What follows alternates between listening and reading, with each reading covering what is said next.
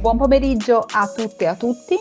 Siamo online con il secondo evento del secondo ciclo di CLIP, Conversazioni di lavoro e impiego pubblico, che è un'iniziativa di molti atenei uniti, oggi dall'Università di Udine, dall'Università di Milano, dall'Università di Bologna e di Padova. Abbiamo il nostro secondo incontro appunto sul tema dell'inquadramento del personale nei nuovi contratti collettivi.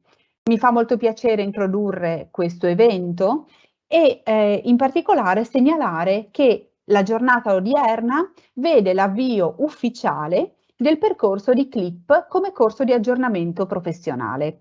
In particolare voglio dare il benvenuto alla nostra prima classe di corsisti e ricordare che l'accesso e le iscrizioni sono ancora aperte per qualche giorno, soprattutto a favore dei dipendenti pubblici del percorso di PA 110 Lode. Per cui CLIP vi aspetta e in tutti i casi rimane anche come iniziativa gratuita organizzata dall'Università di Udine e via via conservata sul portale YouTube di Ateneo. Mi fa piacere, come sempre, passare la palla al professor Alessandro Boscati dell'Università di Milano.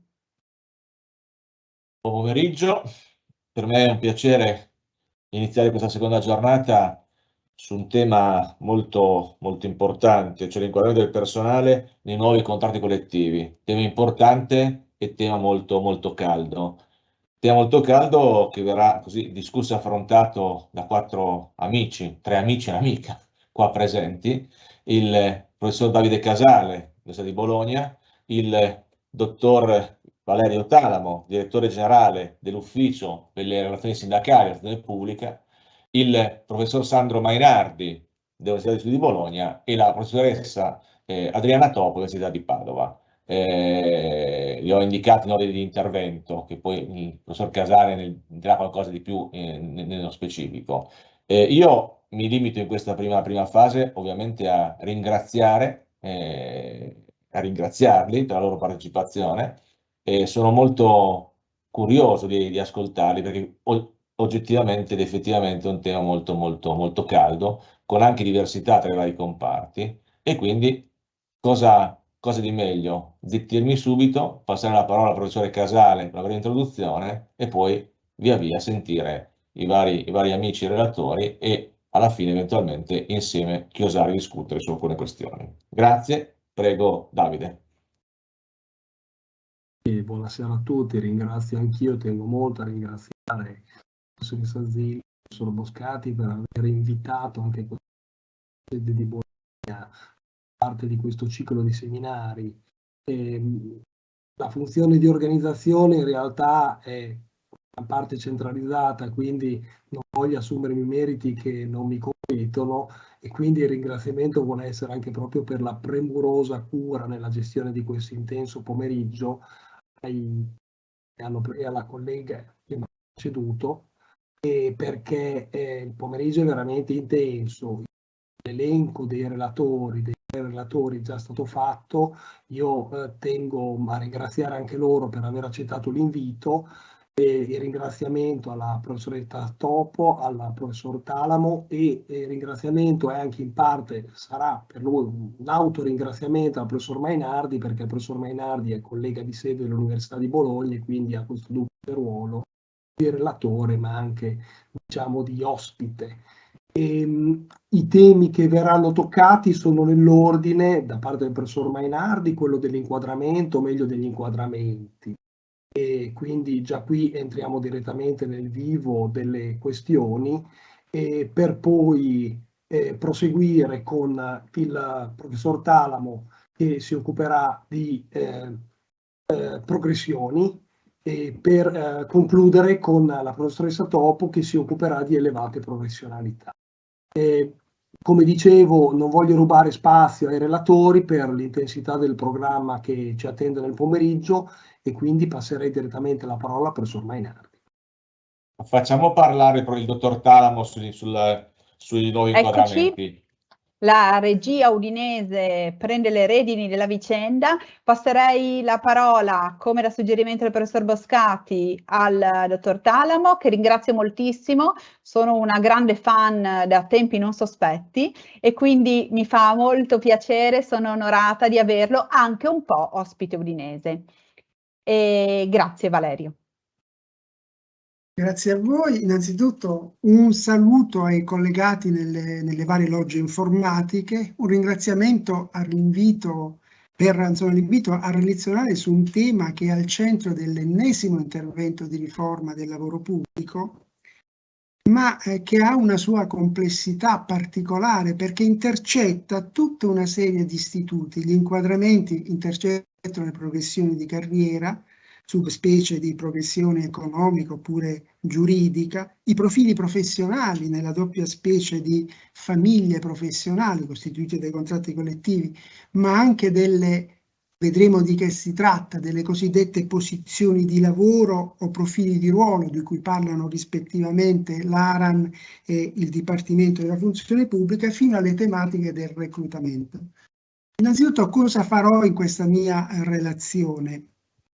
Innanzitutto delimiterò il campo di indagine, approfondirò poco i contenuti che sono poi devoluti a coloro che parleranno dopo di me, ma li tratterò sommariamente da un punto di vista sistematico.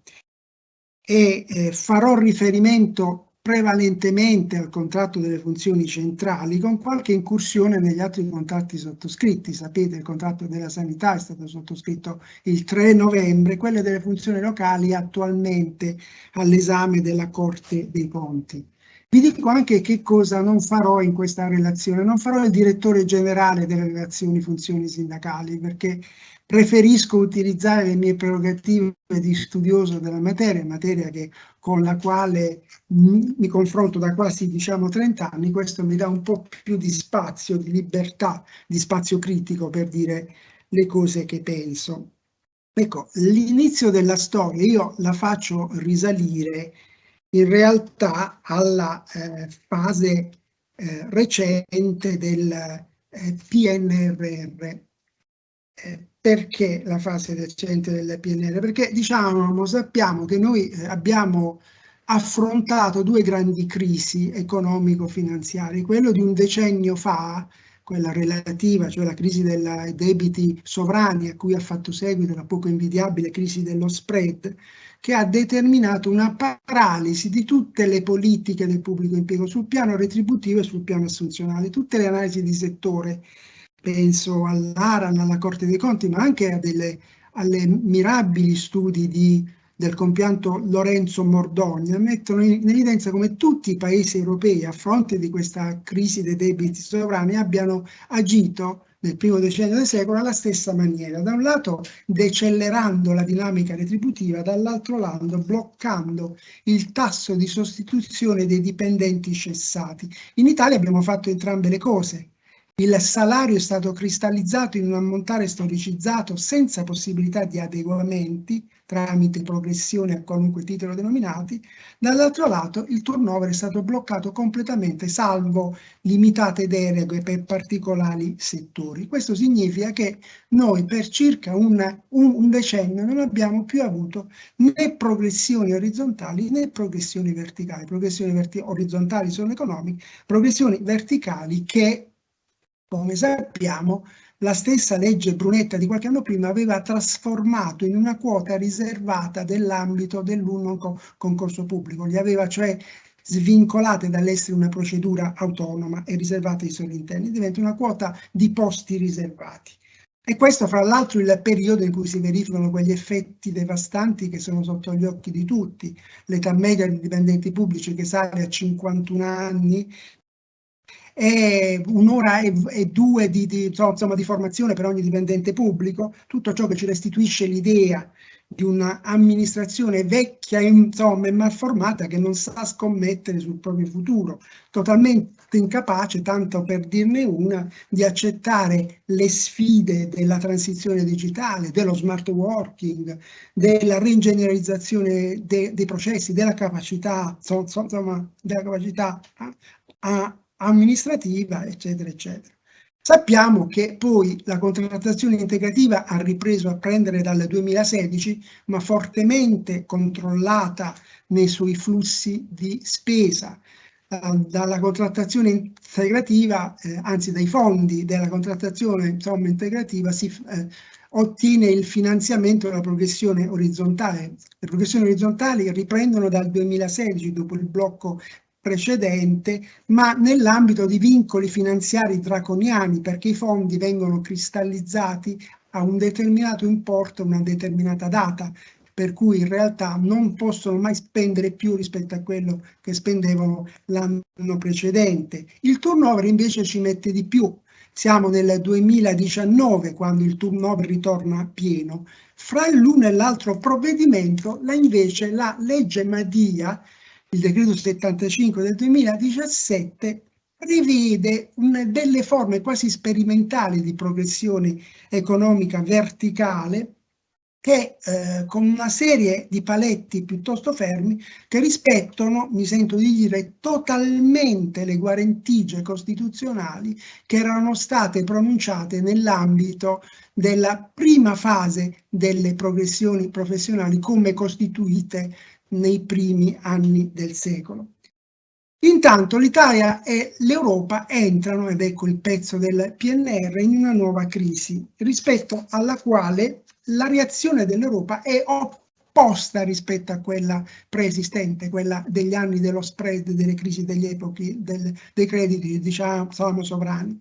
Viene costruito quello che passa col nome come meccanismo di ripresa e resilienza, che comporta il ricorso ad un debito comune per finanziare i paesi che con propri piani nazionali di resilienza chiedono dei finanziamenti per delle riforme amministrative. Questi piani vengono valutati dalla Commissione europea e approvati dal Consiglio.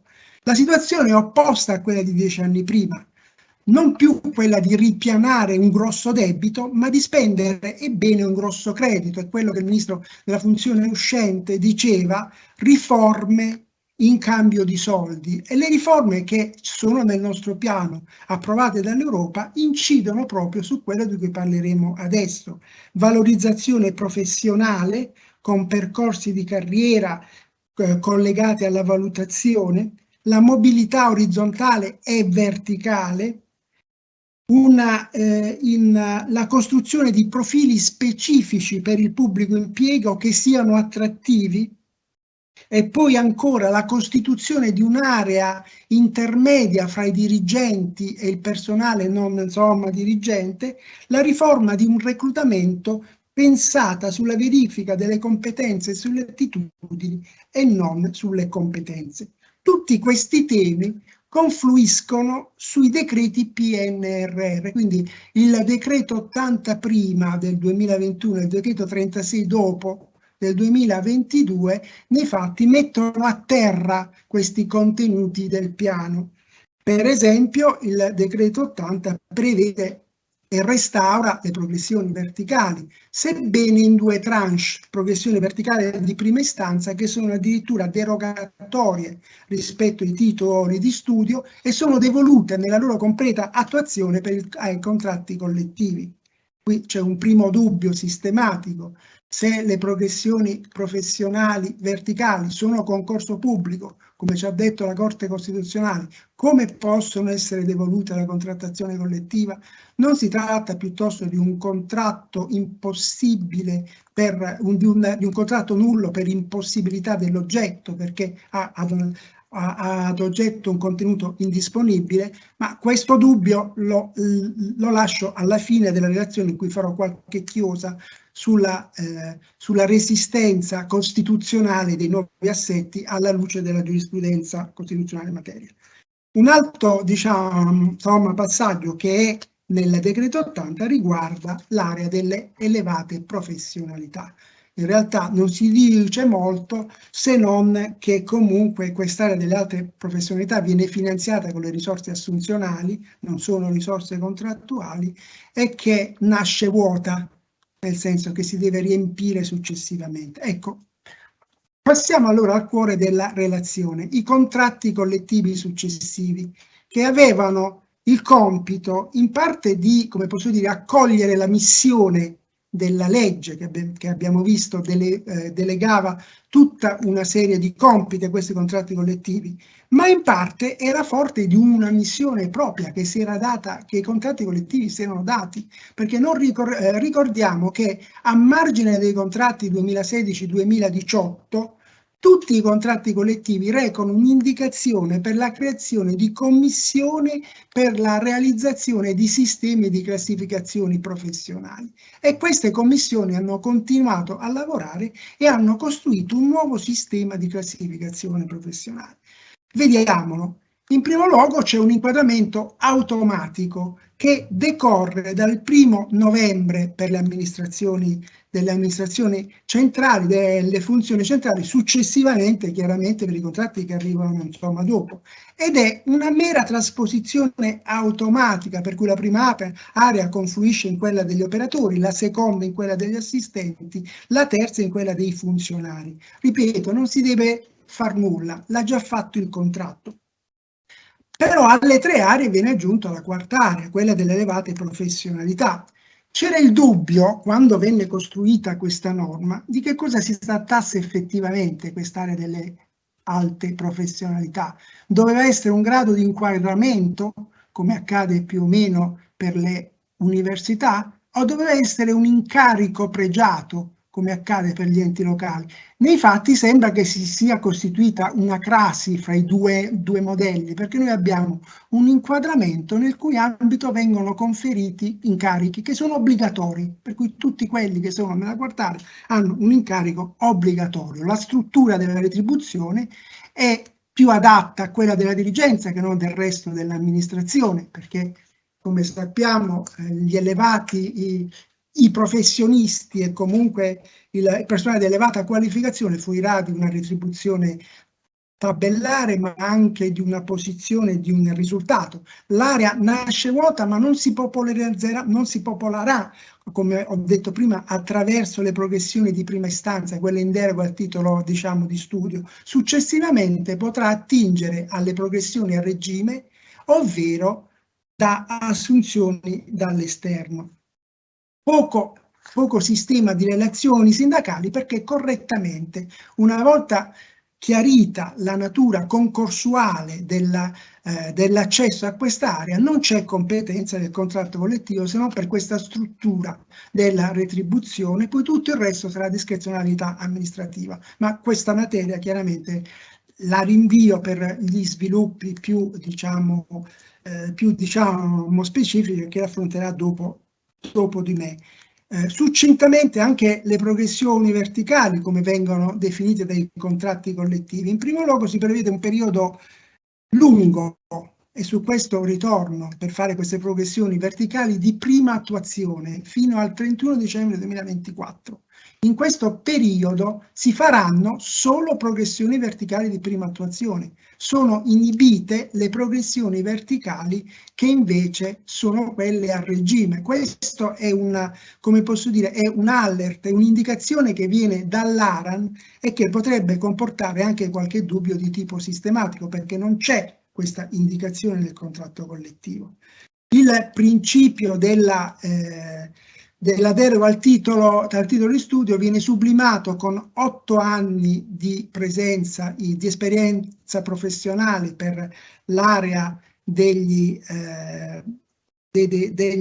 assistenti che confluiscono a quella dei funzionari, diventano 10 per invece gli operatori che affluiscono nell'area degli assistenti. Questa progressione, annuncio questo dato che mi sarà utile anche per le conclusioni, fruisce di un finanziamento aggiuntivo dello 0,55% sulla base stipendiale prevista dal 2019, che andrà, sono circa 250 milioni, che finanzierà queste progressioni verticali di prima attuazione. Non c'è niente da dire invece sulle progressioni verticali a regime, perché queste erano regolate dalla legge e il contratto collettivo che non poteva intervenire su questa questa materia chiaramente contrattuale, chiaramente concorsuale, sulla quale non vi era neanche un rinvio espresso della legge, come accadeva per le progressioni verticali di prima istanza, per cui in realtà questa è una materia che non viene toccata, però è chiaro che non c'è contrattazione, non c'è sistema di partecipazioni sindacali, non ci sono deroghe al principio dell'adeguato accesso dall'esterno, quindi sempre nel 50% sulla base delle risorse assunzionali, non ci sono deroghe al titolo di studio. La parte più interessante, innovativa, riguarda probabilmente le progressioni orizzontali, che non erano state toccate invece dal decreto legge 80 del 2021. Qui si è finalmente realizzato il superamento delle posizioni giuridiche all'interno di un sistema di classificazioni economiche, perché sono saltate tutte le fasce economiche, o giuridiche o economiche che fosse. Se è stato stabilito ed è stato rideterminato verso l'alto il piede di accesso, il piede stipendiale di accesso, che diventa la retribuzione unica dell'area. Ovviamente per tutti coloro che avevano un trattamento acquisito superiore a quello iniziale di area, o perché avevano precedentemente superato una progressione economica ed erano affluiti in una fascia retributiva superiore a quella di base, ovvero perché erano entrati direttamente in una fascia giuridica economica superiore a quella di base, questi chiaramente mantengono però come assegno ad personam non riassumibile questa differenza tra il trattamento in godimento e quello che è della posizione economica di base. Un assegno ad personam non riassorbibile di carattere stipendiale, una sorta di zainetto, per dirlo in gergo tecnicissimo, che verrà restituito al fondo di amministrazione o in caso di passaggio fra le aree o in caso di quiescenza. Sull'ultimo tema, ma forse è uno dei più importanti perché è veramente nuovo, è quello dei profili professionali, sul quale vedo si è parlato molto poco, neanche in dottrina, ma in realtà noi abbiamo un nuovo sistema che è basato su aree e famiglie professionali. Questi sono i due tramite, mentre l'inquadramento giuridico per aree ragiona in verticale su aree, secondo livelli crescenti di competenze, responsabilità, autonomie, man mano si sale dall'area degli operatori a quella degli assistenti, a quella dei funzionari, crescono il corredo di autonomia, responsabilità e competenze. Invece, da un punto di vista orizzontale, il nuovo sistema si basa sulle famiglie professionali che sostituiscono i profili professionali. I profili professionali, come sappiamo, non erano contrattabili. L'articolo 5,2 del 165, in combinato disposto con l'articolo 41,1, li ascriveva pienamente a attività gestionale di carattere microorganizzativo. Le famiglie professionali sono contrattabili, ma che differenza c'è tra famiglie professionali e profili? In primo luogo quantitativi, perché i profili professionali sono delle bande larghe che contengono una serie di capacità che sono necessarie per realizzare determinate attività. Cioè è un insieme di competenze e abilità necessarie per svolgere una serie di mestieri. Quindi si passa dal profilo che identifica una mansione, un mestiere, a una macrocategoria che individua le competenze e le attività necessarie per fare una pluralità di mestieri. Perché questa svolta? In primo luogo perché le mansioni sono soggette a una rapida obsolescenza, hanno una propria specificità che viene collegata al contesto agito e non sono assolutamente favorevoli alla mobilità fortemente incentivata dal PNRR, ovviamente, perché determinano una eccessiva parcellizzazione. Ovviamente invece le famiglie professionali rappresentano delle basi a bande larghe che individuano le competenze per svolgere tutta una serie di attività. Ovviamente qualcuno si pone il problema, ma in questa maniera io mi perdo i mestieri? Che fine fanno i mestieri, le attività concrete? Beh, qui sovviene la nozione che è richiamata sia dalle linee guida del Ministro della Funzione Pubblica, sia anche dalle FAC dell'ARAN condivise con il MEF e con il Dipartimento della Funzione Pubblica, del profilo di ruolo o della posizione di lavoro. La differenza è meramente terminologica.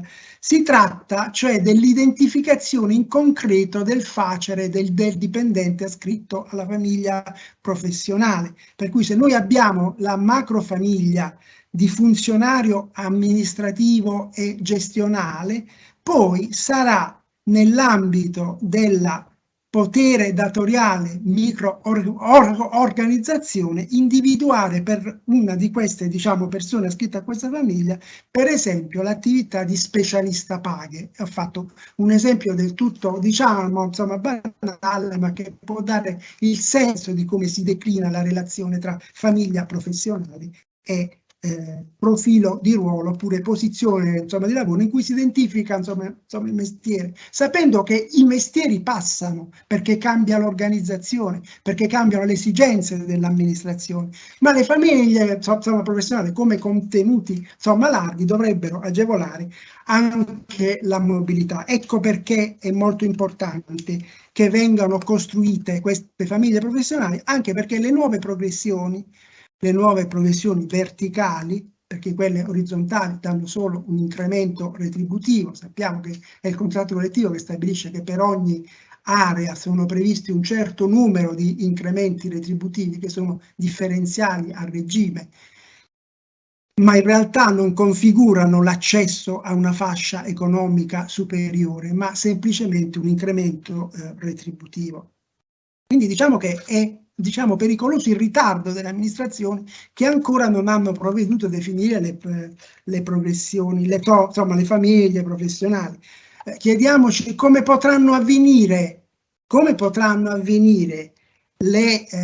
i nuovi concorsi sui vecchi profili, quando i vecchi profili, per esempio, prevedevano una serie di profili che corrispondevano a delle posizioni giuridiche che non esistono più. Attualmente esiste solo il profilo d'ingresso sulla base dei propri contratti collettivi. Insomma, questo è un problema che si potrebbe verificare nell'attuazione pratica di questo contratto che è in parte diverso da quello della sanità e degli enti locali, proprio per questo aspetto di profili. Gli enti locali hanno rinunciato alle famiglie professionali, mantengono la nozione di profilo. Per la sanità i profili sono addirittura nella legge. Vado a chiudere con alcune considerazioni che riguardano la compatibilità costituzionale dei nuovi assetti. Se noi andiamo a farci con una marcord che appartiene ormai alla nostra giovinezza, ci andiamo a leggere le famose sentenze della Corte Costituzionale a partire dalla fine del secolo scorso fino a tutto il decennio scorso, sui sistemi di classificazione professionale, sulle qualificazioni e sulle qualifiche professionali, ci rendiamo conto che la Corte Costituzionale colpì essenzialmente due aspetti: il principio dell'adeguato accesso dall'esterno e il principio della deroga ai titoli di studio, e poi stabilì quel principio rispetto al quale poi la Corte Costituzionale è diventata tetragona quasi, per cui ogni accesso a una fascia funzionale superiore configura un nuovo posto che non può essere sottratto al concorso pubblico. Ma al netto di questo principio che fa parte un po' del DNA anche del legislatore successivo, verifichiamo rapidamente se questi due aspetti, adeguato accesso e deroga ai titoli di studio, sono rispettati dai nuovi contratti collettivi e dal decreto legge che ne è in un certo senso l'ispiratore. Il problema chiaramente non si pone per le progressioni verticali a regime, che non sono in deroga al titolo di studio e rispettano il 50%. Si pone invece per le progressioni verticali di prima istanza, quelle di prima attuazione, quelle transitorie. Allora, dal primo punto di vista, adeguato accesso dall'esterno, abbiamo detto che le progressioni devono fruire del 50% delle risorse disponibili. Parlo di risorse perché, come sapete, la dotazione organica non è più un numero, ma è un valore economico complessivo, per cui per esempio le assunzioni avvengono nei limiti del valore economico dei dipendenti cessati. Ovviamente poi spetta all'amministrazione, nell'ambito della propria programmazione e nell'ambito del piano dei fabbisogni, stabilire di quali unità ha bisogno, però con questo limite complessivo che è il limite economico. Bene, questo limite economico, per rispettare il principio dell'adeguato accesso dall'esterno, deve essere spezzato in due, un 50% all'accesso dall'esterno e un 50% all'accesso dall'esterno. Se non che è la stessa legge, la legge di bilancio per l'anno 2022, che ha stabilito che solo per le progressioni verticali di prima attuazione vengono stanziati un ulteriore 0,55%, che cuba circa 250 milioni, che servono esclusivamente per le progressioni interne. Quindi non è più vero che viene rispettato perfettamente il principio del 50%. È vero tuttavia che da un lato si tratta di un'operazione una tantum, dall'altro lato che si tratta di risorse esplicitamente finalizzate dalla legge e che si tratta di una finalità di valorizzare il personale interno che fra l'altro è stato per lunghi anni inibito dai propri percorsi di crescita professionale.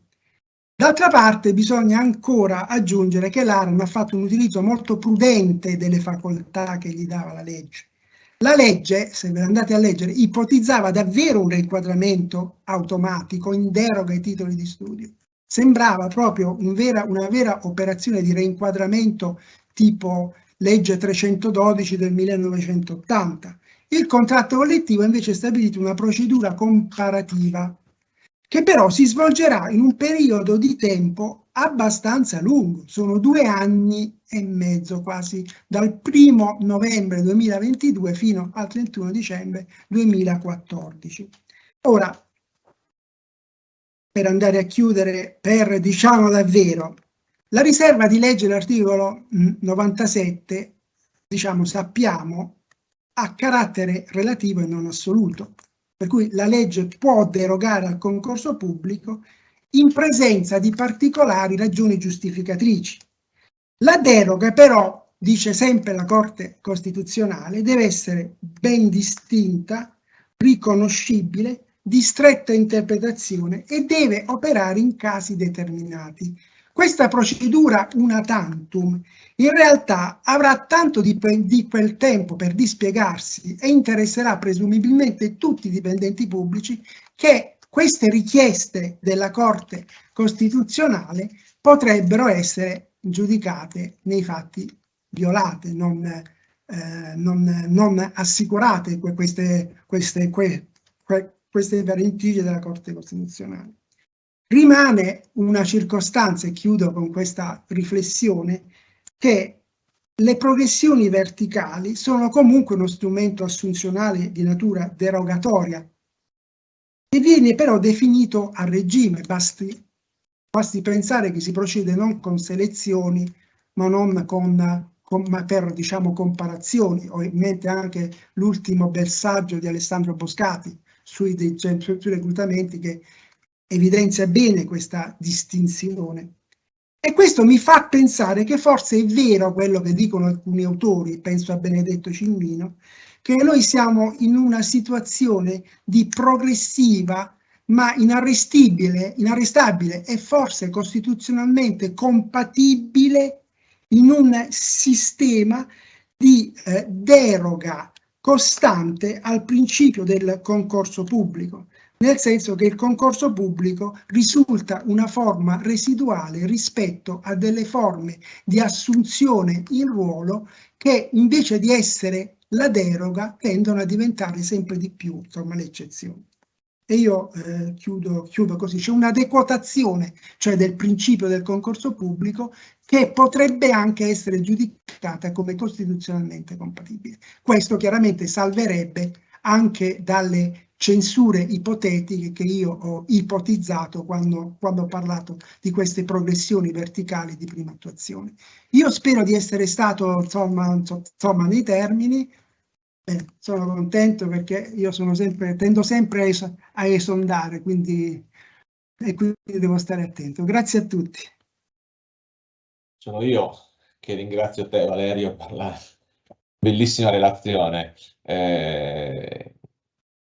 Non dico niente se non che hai lasciato sul tavolo alcune cose, come dire, molto molto interessanti, che Sandro credo che immediatamente affronterà, cioè il tema progressioni orizzontali o verticali, sul tema progressioni verticali concorso. Dopodiché io vi ascolto tutti, poi dirò la mia opinione. Tu sai, voi sapete che mi conosci, che sono stato sempre abbastanza critico su queste progressioni verticali così costruite. Veramente non dico nient'altro e con immenso piacere cedo la parola all'amico collega Sandro Mainardi, che si parlerà di progressioni economiche e progressioni di carriera, ovvero progressioni verticali. Grazie Sandro, a te la parola. Ma sono io che ringrazio voi perché per la seconda volta mi onorate di partecipare a questi cicli di approfondimento e di aggiornamento e sono molto contento del fatto che la partecipazione sia stata estesa a quella che sta diventando una specie di scuola data da Udine del pubblico impiego, che poi naturalmente ha le sue espressioni anche nei moltissimi corsi di diritto del lavoro pubblico che si stanno diffondendo nelle nostre università. Quindi intervengo con molto piacere. Valerio ha anticipato alcuni temi che naturalmente tratterò. Da un lato mi facilita come sempre il percorso, dall'altro me lo complica perché ha posto delle questioni, dei temi sicuramente molto interessanti. Partirei dallo scenario che è molto diverso sicuramente da quello che il legislatore ci proponeva quando la Corte Costituzionale andò a scrivere quelle proposizioni che sono appunto diventate così granitiche da sembra non poter essere mai più messe in discussione, almeno per come le ha poi recepite anche la Corte di Cassazione. E cioè era uno scenario dove in realtà ancora permaneva una tendenza per cui l'inquadramento influenzava l'organizzazione. Scenario che secondo me è cambiato dal punto di vista terminologico, si è passati dalle piante organiche alle dotazioni organiche fino alla programmazione triennale dei fabbisogni, che è quella che oggi ci consegna la riforma Brunetta e poi ovviamente la legge Madia, il piano dei fabbisogni, che sicuramente costituisce un passaggio molto importante, nel senso per cui la contrattualizzazione ha effettivamente realizzato in senso privatistico ciò che succede nell'impresa, cioè è l'organizzazione che curva l'inquadramento alle sue necessità e ai suoi bisogni e quindi è necessario programmarla in un periodo medio di 3 anni con la possibilità di aggiornarla, come dice l'articolo 6 del decreto 165, annualmente. Perché dico questo? Perché lì nella programmazione triennale dei fabbisogni c'è la previsione di spesa, c'è un'indicazione di tipo quantitativo, ma il perno del sistema è l'individuazione delle competenze tecniche, delle competenze professionali che servono all'amministrazione da assegnare ai servizi per la realizzazione degli obiettivi declinati dall'amministrazione e quindi certamente questo piano quali quantitativo porta a ragionare non solo sulle nuove assunzioni, non solo sulla mobilità, ma anche sulla allocazione del personale che è già all'interno dell'amministrazione attraverso i percorsi di progressione professionale.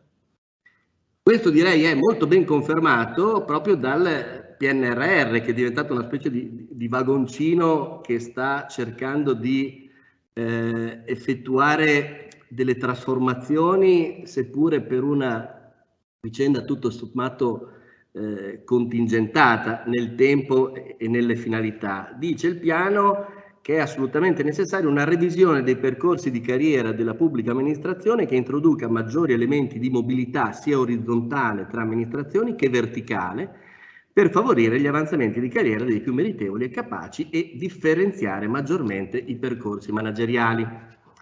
Ora, sulla base di queste indicazioni, l'articolo 6 del decreto reclutamento, come sapete, ha introdotto il PIAO, il piano integrato di attività di organizzazione, che altro non è se non il tentativo di ricondurre ad unità la programmazione delle pubbliche amministrazioni, facendo confluire in un unico documento il piano della performance, cioè gli obiettivi, il piano del lavoro agile, che abbiamo conosciuto nella stagione emergenziale, ma che poi diventa elemento organizzativo a regime per tutte le pubbliche amministrazioni, e all'interno di questo piano integrato di attività organizzazione confluisce anche il piano dei fabbisogni. Quindi certamente si realizza una comunicazione, un dialogo tra documenti, tra i quali ovviamente c'è il bilancio e quindi documenti di carattere finanziario di spesa,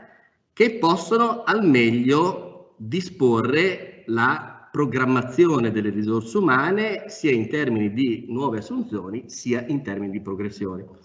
Allora qui vi anticipo una questione secondo me molto delicata, cioè la domanda è se le progressioni verticali pensate come un concorso pubblico e quindi un circuito, un percorso di carriera collegato ai temi del vincolo, dell'accesso dall'esterno, dei tempi spesso dilatati del concorso, ovviamente dove non intervenga un contenzioso, no? Si diceva una volta non c'è concorso senza ricorso, questo ovviamente può succedere anche nelle progressioni di carriera. Ecco, la domanda è se a fronte di questa modernizzazione della programmazione del datore pubblico lo strumento, la cassetta degli attrezzi del concorso pubblico sia effettivamente la più adatta ad intervenire.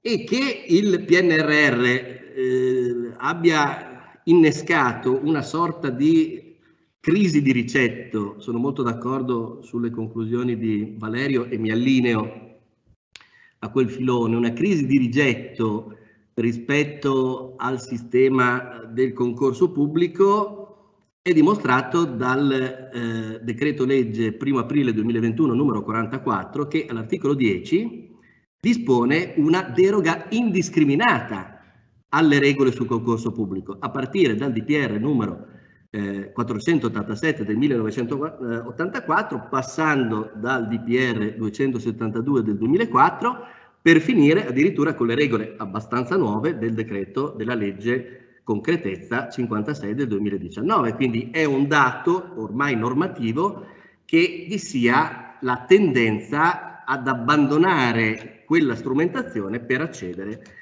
ovviamente ad una diversa regolamentazione di questi meccanismi che ovviamente per gli interni corrispondono a momenti di svolgimento del rapporto di lavoro. Tuttavia dobbiamo prendere atto che il dato normativo a regime è da questo punto di vista ancora inequivocabile, perché ce lo ha lasciato la riforma Brunetta, che rispetto alla dizione precedente dell'articolo 52, dove l'inquadramento superiore poteva derivare dall'effetto dello sviluppo professionale o di procedure concorsuali o selettive, oggi invece dice chiaramente l'articolo 52,1 che il dipendente può essere inquadrato anche alle mansioni, sulle mansioni corrispondenti alla qualifica superiore acquisite attraverso le procedure selettive dell'articolo 35,1 lettera A del decreto 165, che ovviamente collegato al terzo comma dell'articolo 35 ci parla di concorsi pubblici, cioè il concorso pubblico è la sola via tassativamente prevista per progredire tra le aree, salvo, come diceva Valerio Talamo, situazioni di carattere eccezionale, straordinarie, che effettivamente si stanno moltiplicando e che per la Corte Costituzionale possono consentire una deroga a questi principi. Ha benissimo riassunto Valerio i contenuti un po' fideistici di quella giurisprudenza costituzionale poi recepita dalla Corte di Cassazione. Dico fideistici perché se leggiamo le parole di Corte Costituzionale 199, che fu appunto l'innesco, si dice che il concorso si ispira ai valori fondamentali delle moderne democrazie quale meccanismo di selezione tecnica e neutrale dei più capaci e resta il metodo migliore per la provvista di organi chiamati a esercitare le proprie funzioni in condizioni di imparzialità e al servizio della nazione. Quindi non c'è solo richiamo all'articolo 97 nel collegamento tra il secondo e il quarto comma, ma c'è anche un richiamo agli articoli 51 e 98 della Costituzione all'interno di questo ragionamento, sicuramente di matrice pubblicistica. Però quella stessa giurisprudenza ha delle grandi contraddizioni interne, perché affermando che invece siamo su un territorio di diritto privato, con strumenti che possono sicuramente fare a meno delle regole del concorso pubblico, quando si fanno le progressioni orizzontali, perché nelle progressioni orizzontali il tema è solo di carattere economico, quando la stessa di posizione lavorativa e la posizione economica più elevata corrispondeva anche a mansioni, profili di maggior pregio all'interno dell'area, allora questa costituisce una contraddizione interna sicuramente significativa nel ragionamento, che è assertivo e fra l'altro richiama la nozione di novazione oggettiva del rapporto che ci sarebbe nelle progressioni verticali e non in quelle orizzontali. Però noi sappiamo che c'è una progressione di carriera, certamente cambiano le mansioni, certamente cambierà la famiglia oggi, ma c'è una sostanziale prosecuzione dell'oggetto del contratto, tanto che non c'è periodo di prova al momento in cui si passa all'area superiore attraverso una progressione verticale, elemento oggi confermato ad esempio dal contratto sanitario. Ci sono deroghe sempre più significative, è stato così per le stabilizzazioni e in realtà è la stessa Corte Costituzionale a darci l'antidoto o, se volete, il calmante rispetto a questa distonia del concorso pubblico all'interno di un rapporto di lavoro in cui il datore opera con il diritto privato, con una regolamentazione data per tutti questi aspetti dai contratti collettivi. In sé, nella misura poi salomonicamente definita del 50%, ma anche per come può essere, secondo la stessa Corte Costituzionale, interpretata la quota di riserva, che può riguardare la stessa procedura, ma può riguardare anche procedure diverse. Quindi l'importante è mantenere la percentuale di riserva nella programmazione triennale, ma può benissimo essere l'intero concorso, l'intera progressione riservata agli interni, purché appunto venga poi spalmata la quota di accesso dall'esterno nella successiva procedura concorsuale di assunzione o ovviamente di progressione verticale. Di più, ricordo che la legge Madia all'articolo 22,15 del decreto legislativo 75/2017 ha previsto in via eccezionale fino al 2020, poi il periodo è stato esteso fino al 2022, la possibilità di svolgere attraverso sostanzialmente le stesse procedure applicabili per le progressioni orizzontali di carattere economico e nel limite massimo del 30% dei posti vacanti, procedure del tutto riservate agli interni, dove si dice le prove devono essere organizzate con modalità idonee a accertare la capacità dei candidati di utilizzare e applicare nozioni teoriche per la soluzione di problemi specifici e casi concreti, quindi evidentemente qualcosa di molto lontano dal concorso pubblico, con una norma che certamente è temporalmente limitata, ma è sicuramente significativa della tendenza che appunto Valerio rappresentava. È lo stesso legislatore che ci dice è possibile movimentare il personale in verticale in carriera anche senza ricorrere a meccanismi concorsuali che creano fortissime distonie.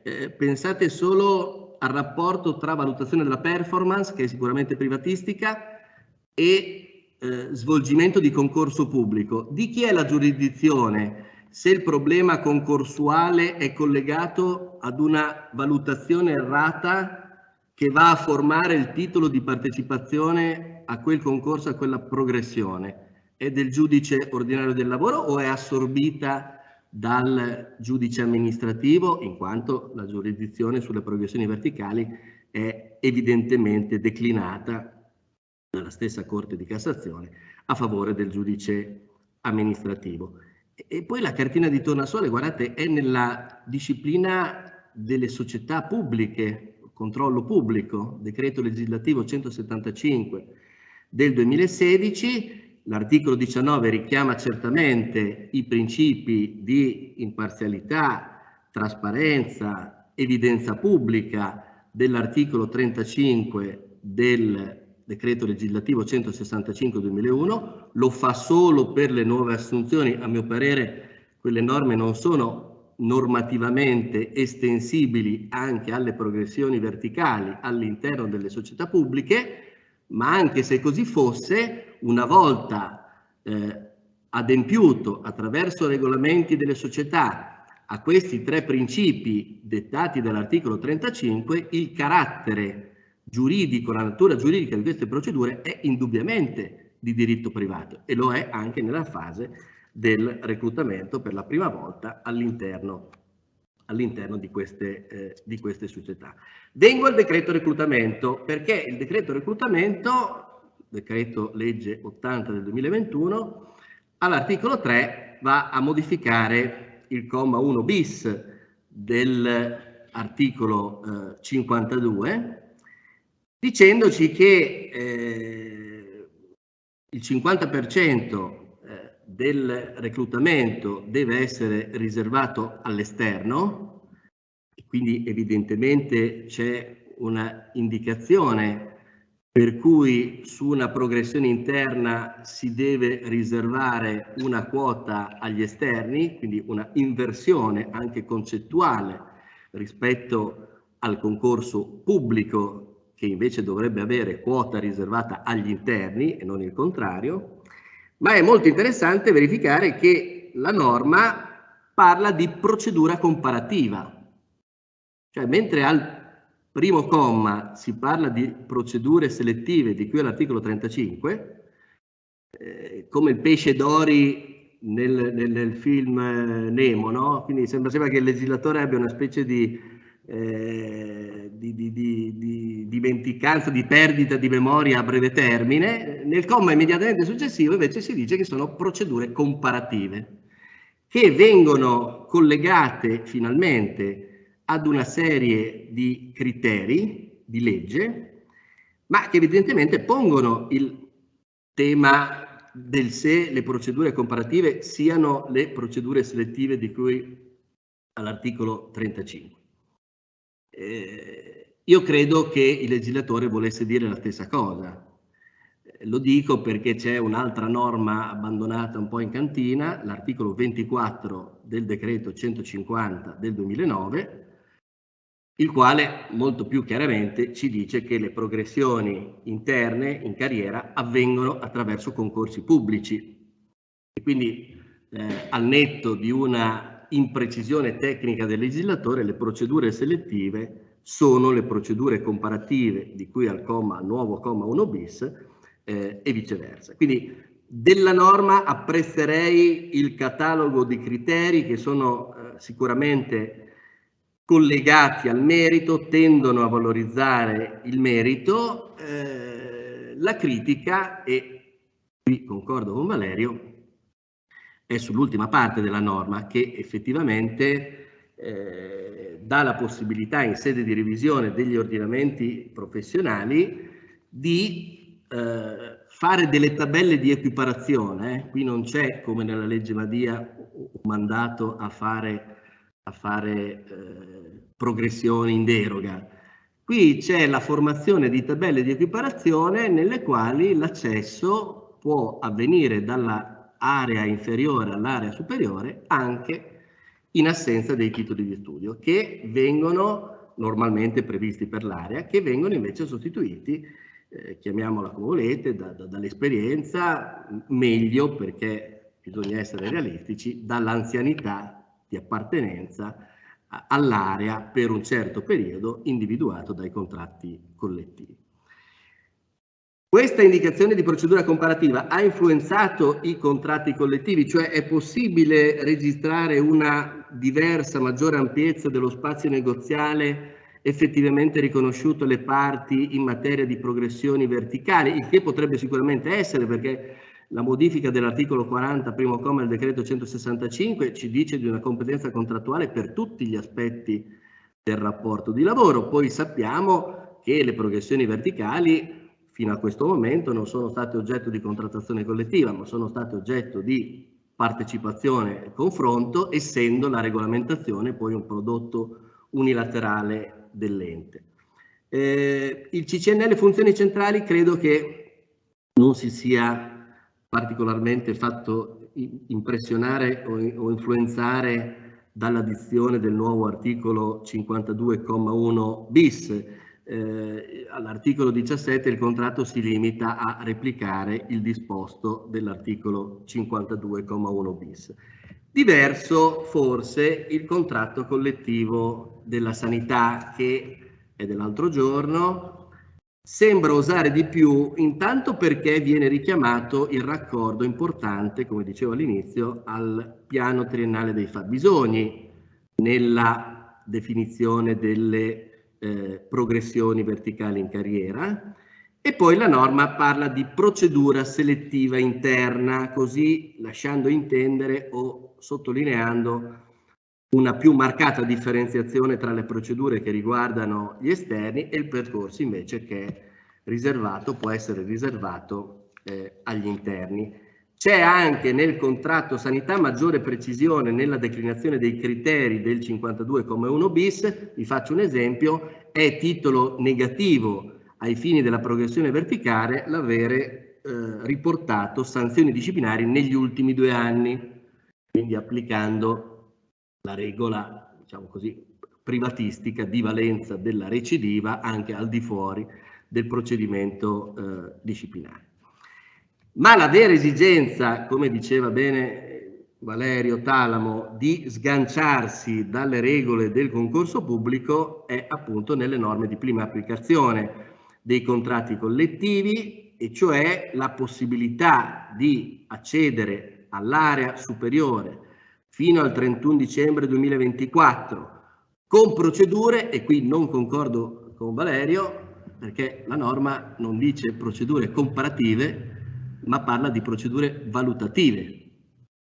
E cioè, Valerio, non so se hai mai sentito, però stavo dicendo che la norma del contratto collettivo parla di procedure valutative, che secondo me è termine diverso da selettivo comparativo, quantomeno non pone immediatamente in evidenza che ci sia una gara tra dipendenti per progredire all'area superiore. E qui l'aspetto molto interessante anche dal punto di vista delle fonti è che il contratto collettivo, diversamente da quanto succede in generale per le progressioni verticali, regola questi passaggi, e li regola non solo andando ad individuare i criteri per svolgere queste progressioni, diciamo, di primo inquadramento, ma addirittura introducendo una percentuale minima, 25%, di rilevanza dei criteri che vengono introdotti.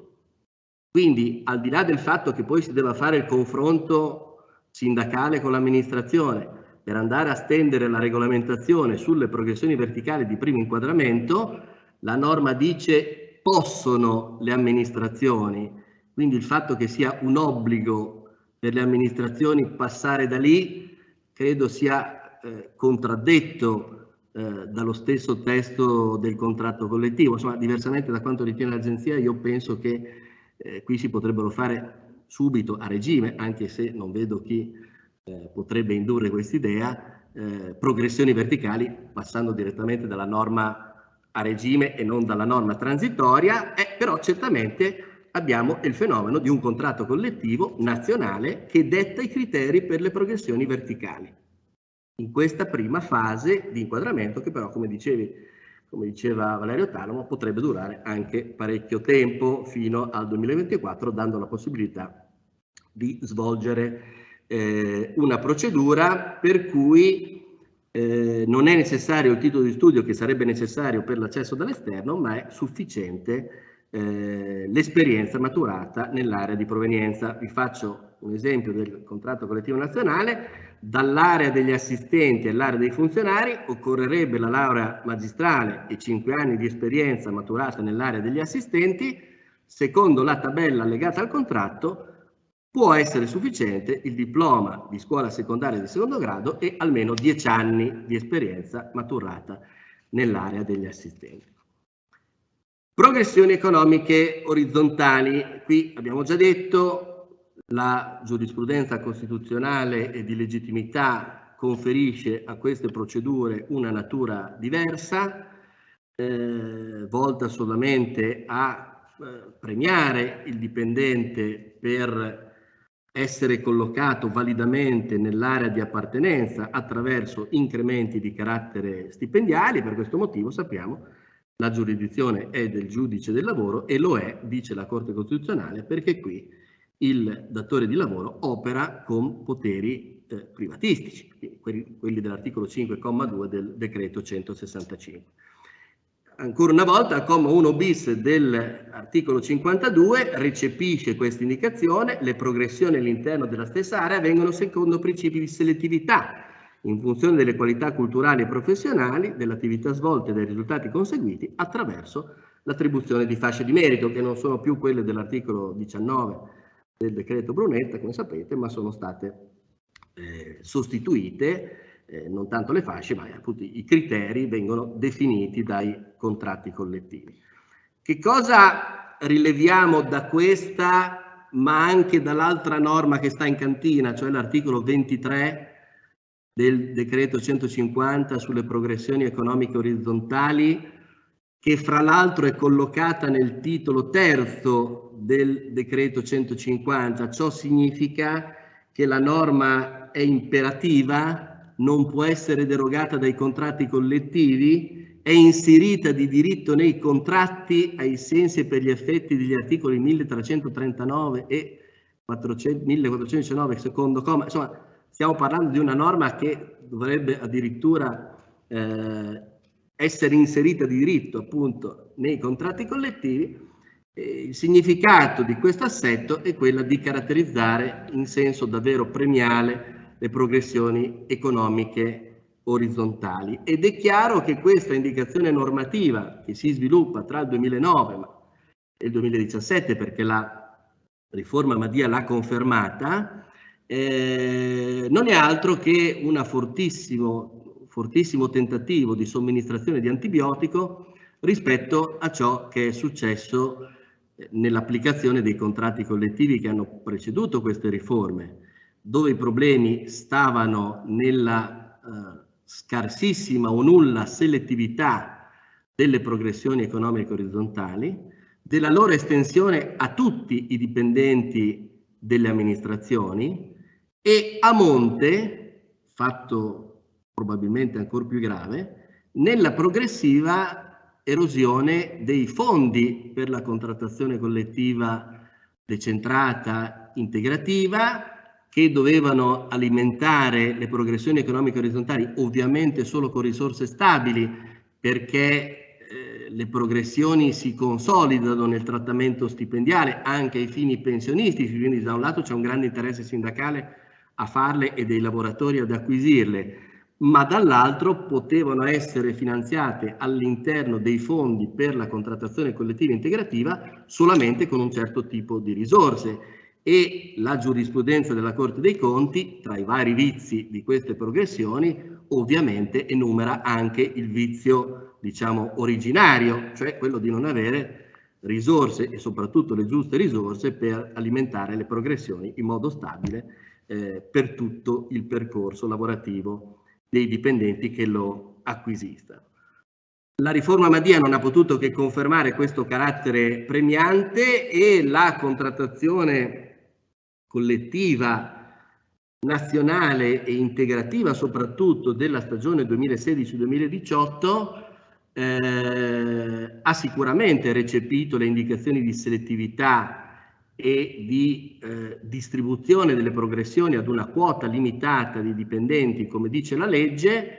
Qui c'è lo studio interessante sulla contrattazione collettiva integrativa, tra i cui autori troviamo anche il professor Boscati, che ci spiega che in realtà l'unico contratto collettivo nazionale che se ne è occupato in maniera puntuale è il contratto delle funzioni locali.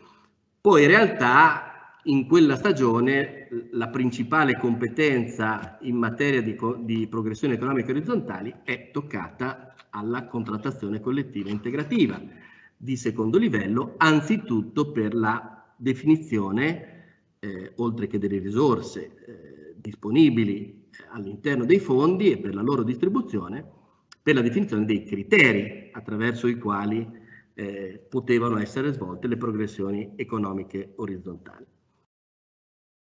E quindi possiamo verificare quali siano le novità proposte dai nuovi contratti collettivi che conosciamo su questo tema, che è un tema sicuramente contrattuale. Le progressioni economiche orizzontali sono state inventate dai contratti collettivi della stagione 98-2001, quindi dalla prima stagione degli inquadramenti, e la prima indicazione che si dà al contratto è che le progressioni hanno cambiato nome, sia nel contratto collettivo delle funzioni centrali che in quello della sanità.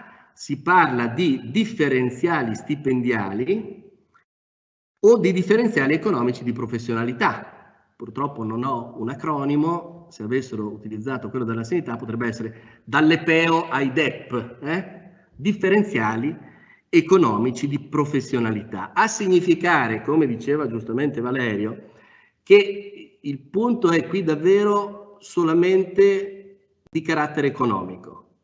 C'è un trattamento stipendiale appunto che si differenzia ad un certo momento in ragione dell'applicazione di determinati criteri, ma che non ha nulla a che fare con il facere del lavoratore.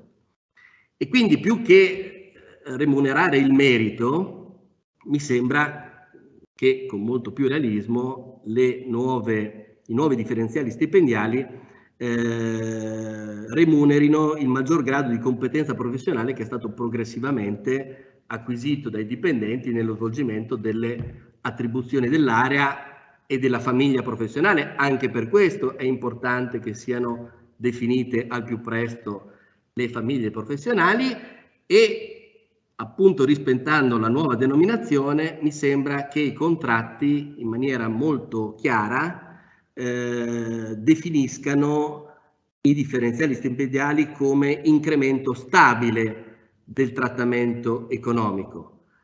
Addirittura nelle norme contrattuali, si vede l'articolo 20, comma 4 della sanità, dedicate al trattamento tabellare, è chiarissimo che i differenziali stipendiali sono parte del trattamento economico fondamentale, distinta, utilizzando la norma dell'articolo 45 del decreto 165, dai trattamenti che riguardano la retribuzione accessoria.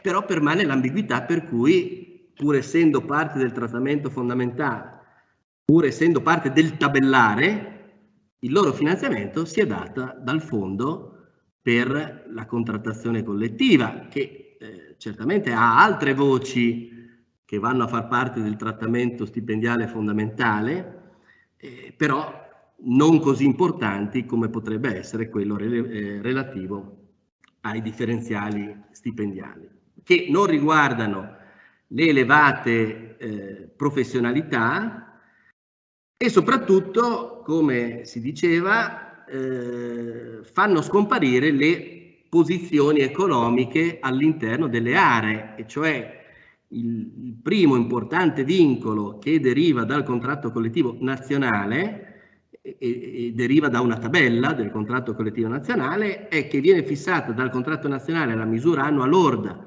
di ciascun differenziale stipendiale da corrispondersi per 13 mensilità, e il contratto collettivo nazionale ci dice anche qual è il numero massimo di differenziali stipendiali attribuibili a ciascun dipendente per tutto il periodo in cui permane nella stessa area. Quindi non abbiamo più un C1, C2, C3, C4, abbiamo un numero di potenziali differenziali stipendiali. Spetta poi alla contrattazione collettiva integrativa attribuire anno per ciascuna area un certo numero di differenziali stipendiali, ma appunto avendo un vincolo importante da parte del contratto collettivo nazionale.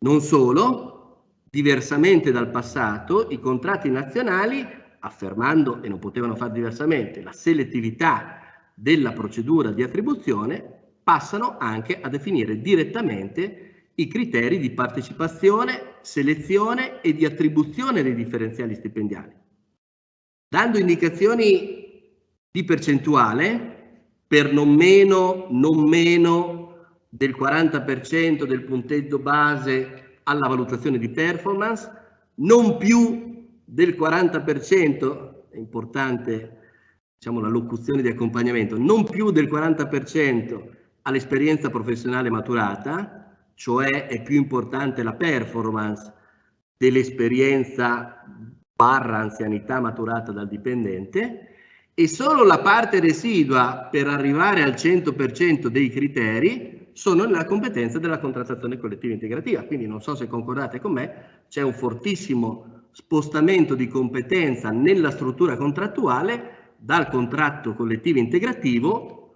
verso il contratto collettivo nazionale, che sostanzialmente governa procedure, modalità, criteri di selettività delle progressioni economiche orizzontali. È un dato sindacale, ma probabilmente è un dato di sistema, ancora una volta non univoco, perché la contrattazione collettiva integrativa dovrà stabilire quali sono le famiglie, allo stesso tempo però viene spogliata di uno strumento molto importante anche di collazione del consenso derivata dalla possibilità di fissare i criteri per le progressioni economiche orizzontali. Continuiamo a chiamarle così, però ripeto, la mia idea, la mia sensazione è che i contratti collettivi abbiano voluto riempire queste modalità di contenuti più attinenti al dato della realtà e sicuramente segnando una soluzione di continuità rispetto alle precedenti discipline dei contratti collettivi. Vi ringrazio.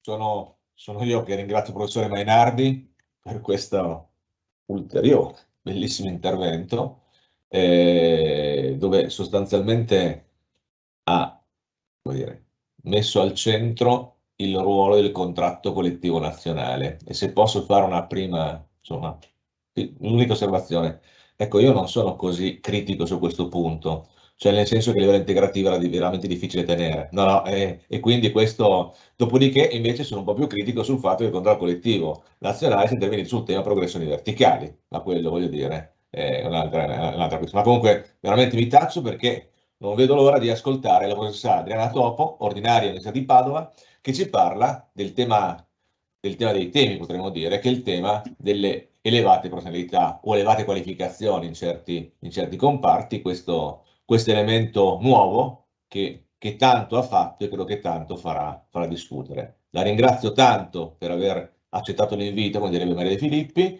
e quindi le passo immediatamente la parola. Grazie Adriana. Grazie per l'invito. Sono molto intimidita, sono totalmente intimidita dal fatto di essere qui fra delle autorità nella materia del lavoro pubblico e comincio con una provocazione. alla quale ho pensato durante queste due relazioni. Sono andata a leggere e rileggere l'articolo 97 della Costituzione perché avevo paura di non ricordare più nulla. E l'articolo 97 al terzo comma parla di concorso, ma non c'è poi l'aggettivo pubblico attaccato. Noi pensiamo sempre al concorso pubblico, ma lì si parla di concorso.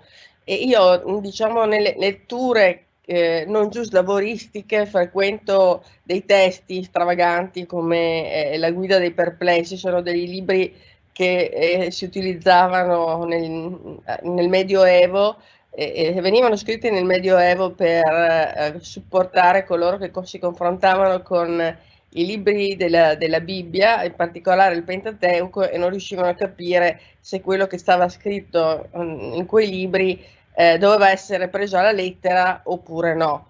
E da lì nasce la scienza dell'interpretazione. Ovviamente Mosè Maimonide spiega che non tutto va preso alla lettera e le parole hanno un significato intrinseco che si evolve nel tempo. Allora noi dobbiamo capire cosa vuol dire concorso, che tra l'altro non ha l'aggettivo pubblico nell'articolo 97, e che cos'è il significato fondante, portante. Il significato portante io credo sia quello della competizione, della gara, anche se ho sentito Sandro dire che lei la competizione non è la gara necessariamente, ma è la valutazione che conta in relazione all'accesso e alla progressione. Ma al di là di questo discorso che forse era limitato alle progressioni orizzontali, la professoressa Topo deve semplicemente riaccendere il suo microfono e ripartire, da dove ci ha lasciati. Un'interpretazione evolutiva di questo concetto e comunque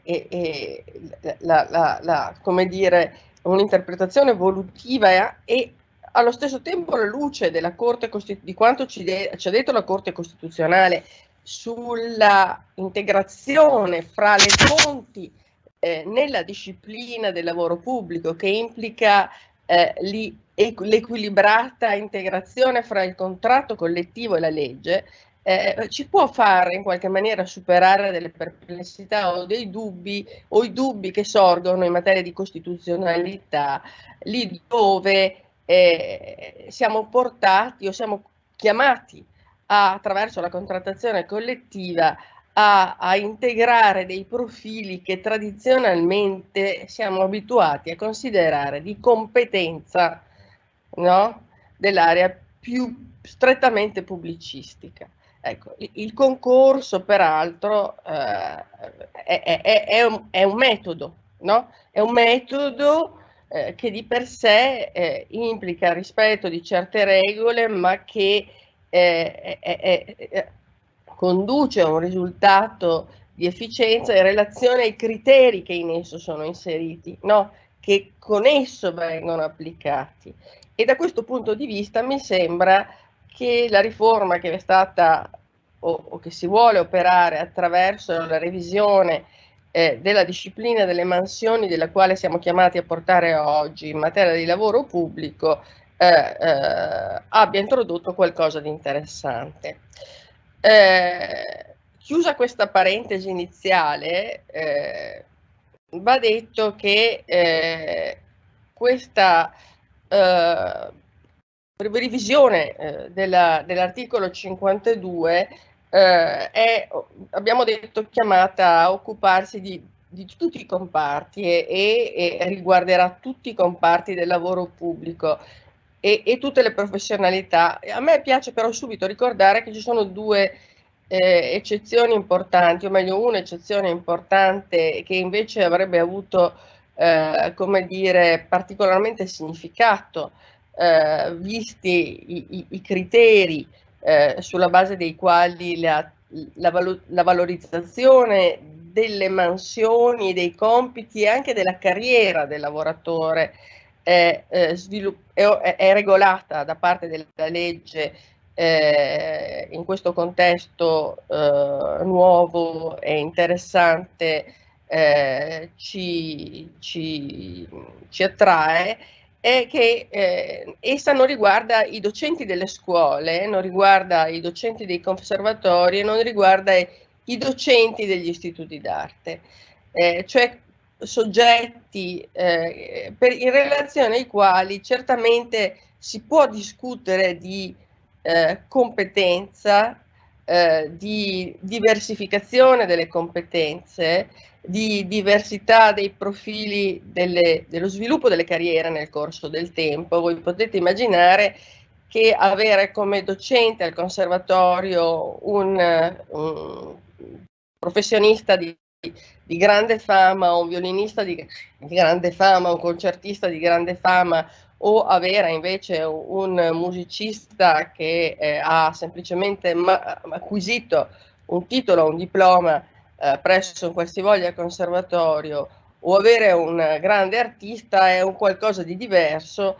e rende e dà, voglio dire, alla formazione, può dare alla formazione certamente una differenza qualitativa, ovviamente se unito ad altri criteri che in questo sistema di qualificazione e di inquadramento delle professionalità dei lavoratori acquisisce rilievo.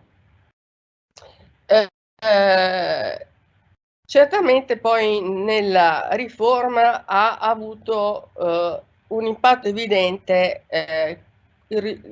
l'esito o l'esperienza, potremmo dire, di quelli che sono stati gli eventi pandemici recenti, perché questa riforma delle mansioni mira a valorizzare ciò che la contrattualizzazione non era riuscita a produrre, e cioè portare a una maggiore autonomia dei singoli lavoratori nell'esecuzione dell'attività corrente. Vuole realizzare un cambio di passo per quanto riguarda il modo di lavorare orientato al risultato finale, che viene determinato dal responsabile dell'ufficio e che però è affidato alle modalità esecutive in parte discrezionalmente svolte dal singolo. E questo cambio di rotta esplicito è evidente, secondo me, nell'articolo 2 del contratto funzioni centrali, nell'articolo 2 del contratto collettivo. Parto da un contratto collettivo, non dalla legge.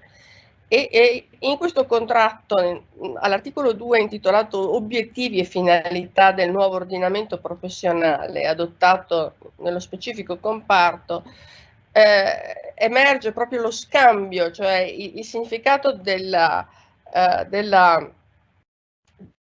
ciò che le parti vogliono introdurre, no, in questo che è il confronto e il do ut des tipico del contratto.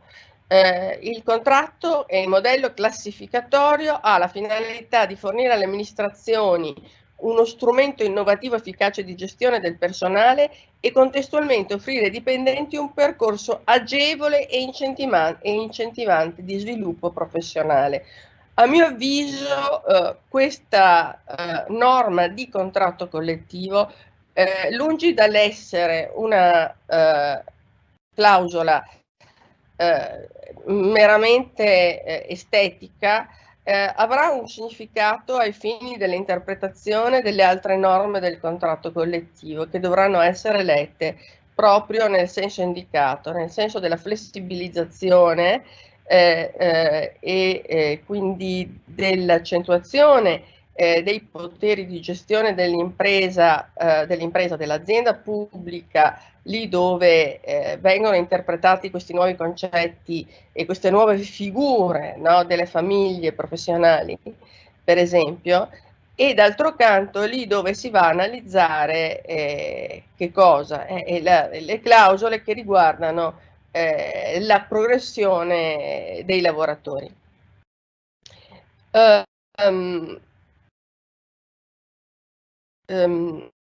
Interessante ovviamente è poi il riferimento all'utilizzo di termini quali capacità e attitudini del dipendente, no?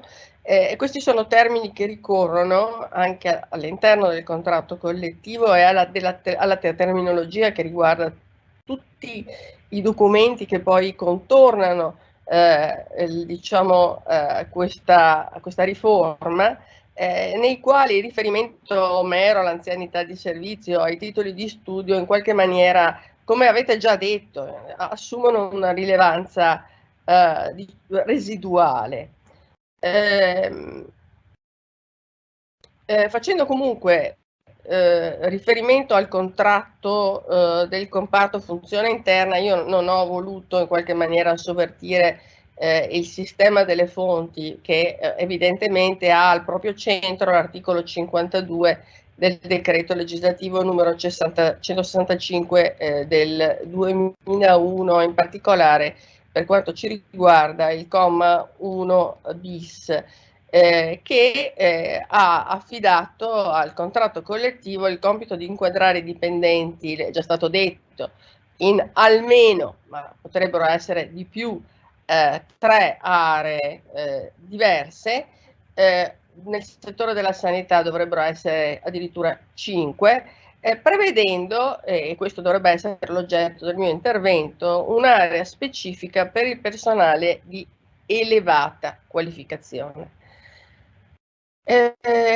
Quell'ambito al quale dovrebbero aspirare o possono aspirare evidentemente quei lavoratori o alcuni lavoratori ai quali si promette quella progressione, quell'avanzamento di carriera che anche nella pubblica amministrazione dovrebbe essere consentito, può essere consentito e che non è più legato esclusivamente a fattori relativi al riproporre o al rientrare, come dire, immettersi nel percorso esclusivo del concorso pubblico tradizionalmente inteso, no? Perché è possibile evidentemente realizzare un percorso di carriera anche verticale e un percorso di carriera verticale attraverso la maturazione di competenze e di titoli, anche se sulla base del principio del concorso è evidente che a quest'area di nuova creazione potranno entrare a far parte anche professionalità esterne. Non voglio parlare, perché ne avete già discusso, della revisione degli ordinamenti professionali già esistenti e della adozione delle tabelle di corrispondenza tra i vecchi e i nuovi inquadramenti. È chiaro però che qui è stato necessario un lavoro concettuale estremamente complesso che è stato e sta in questo periodo si sta portando a termine. Il contratto della sanità è stato appena chiuso, il primo a essere chiuso è stato il contratto del comparto funzioni centrali, chiuso il 9 maggio del 2022 e ovviamente con la previsione dell'area dell'elevata professionalità, l'individuazione delle tabelle di trasposizione nel nuovo sistema di classificazione che poi è stata è al proprio interno specificata per le diverse amministrazioni che sono confluite nelle funzioni centrali, che saranno i ministeri, le agenzie fiscali, gli enti pubblici non economici, il NEL e l'ENAC. Per soffermarci sull'elevata professionalità, secondo il linguaggio del contratto collettivo in questione, è preliminare, a mio avviso, compiere qualche osservazione più ampia su un altro indizio del cambio di rotta che a me sembra sia stato effettuato e che consiste nell'utilizzo da parte di questa riforma, che non si limita secondo me, al solo articolo 52 di un nuovo proprio dizionario, di un nuovo linguaggio. E un nuovo linguaggio con la legge si propone di descrivere l'organizzazione del lavoro in relazione ai compiti assegnati e attribuiti al lavoratore, oppure vedendo la situazione dal lato opposto, la situazione del lavoratore in relazione all'assetto organizzativo dato. E per comprendere questo cambio di linguaggio che è propedeutico al cambio di passo, è proprio utile andare a leggere gli orientamenti applicativi che sono stati forniti dall'ARAN e condivisi con il Dipartimento della Funzione Pubblica e con il Dipartimento della Ragioneria Generale dello Stato in relazione al contratto che abbiamo già citato, quello per le funzioni centrali. Infatti questo documento, al di là del discorso che abbiamo fatto e che altri hanno fatto sull'equivalenza tra vecchio e nuovo sistema, fornisce la definizione di termini nuovi che si devono utilizzare per spiegare, per esprimerci in relazione all'ordinamento professionale, che serve a classificare il personale sulla base di che cosa? Ecco, le terminologie sono conoscenza, abilità, competenze professionali necessarie per svolgere le attività nel comparto. Quindi la suddivisione del personale nelle aree avviene sulla base dei criteri sopra individuati, che portano, come è già stato detto, non solo a individuare coloro che entreranno a far parte nell'area delle elevate professionalità, perché sono quelli che hanno a livello più alto conoscenza, abilità e competenze professionali, ma anche gli operatori, gli assistenti, i funzionari, diciamo in un decrescendo o in un crescendo a seconda di come la si guardi. Badiamo bene, questa non è un'invenzione della funzione pubblica. Questo schema di organizzazione dei compiti all'interno dell'organizzazione produttiva riflette la struttura del contratto di lavoro da ultimo siglato nel settore privato dei metalmeccanici, che è esattamente equivalente. Si parla di conoscenze, abilità e competenze distribuite in ragione della maturazione che a diversi livelli i soggetti hanno, sia per il tipo di studi che hanno effettuato, sia per la quantità e la qualità di esperienze che hanno maturato nel lavoro.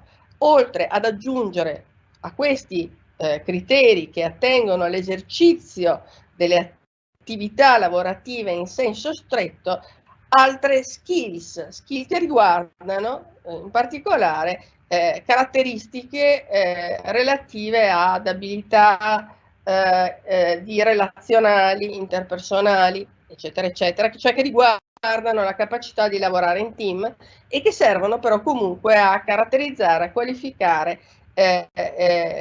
il tipo di collaborazione o il tipo di attività che questa persona in quel contesto, in quell'ambito può svolgere. E a mio avviso vale la pena sottolineare che questi termini, conoscenza, abilità e competenze, sono estremamente concrete e sono anni luce dai termini come titolo di studio con valore legale, che per carità è sempre molto importante, o da altri criteri che possono essere studiati, o dall'integrità morale che trovavamo, no, in altri ambiti, in altri contesti più risalenti. E questo senza che questo voglia dire che l'integrità morale o il titolo di studio, ove necessari, cessino di avere rilevanza, perché evidentemente per lo svolgimento di certe attività o di certe professioni è chiaramente necessario non solo avere un titolo di studio, ma avere un'abilitazione professionale che presuppone un certo titolo di studio. Ma evidentemente il titolo serve quando è richiesto, e forse potremmo avanzare anche qualche domanda, qualche così provocazione. Non potrà essere ora che il titolo di studio con valore legale stia arrivando alla fine del proprio percorso, si arriverà finalmente a poter pesare i titoli di studio. Una questione abbastanza discussa nel nostro paese, che però potrebbe avere un qualche senso. All'interno dell'area però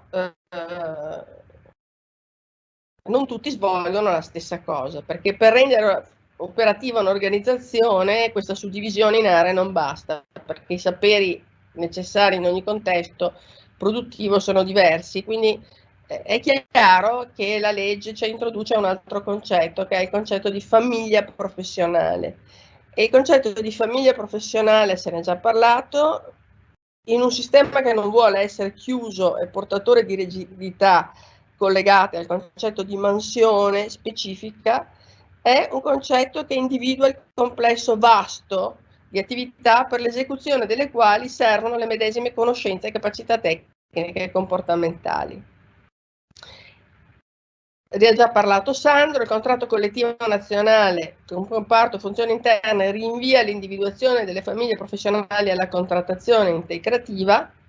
È chiaro che su questo piano, non è secondario, del tutto secondario, verrà a misurarsi il successo della riforma dell'ordinamento professionale, perché chiaramente se a livello di contrattazione integrativa le famiglie professionali resteranno sufficientemente ristrette da riprodurre in quello che era il mansionario precedente, potremmo dire che questo tipo di riforma è completamente fallita, cioè che non porterà a nulla, e quindi continuerà a chiamarsi in altro modo quello che avevamo già in passato.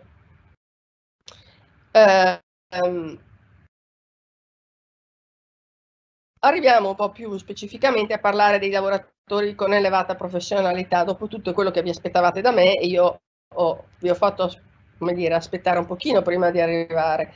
Vediamo che la disposizione contrattuale, sempre riferendomi al contratto delle funzioni interne, nel regolare la fattispecie si occupa degli effetti, perché mette a fuoco il profilo dell'attribuzione dell'incarico.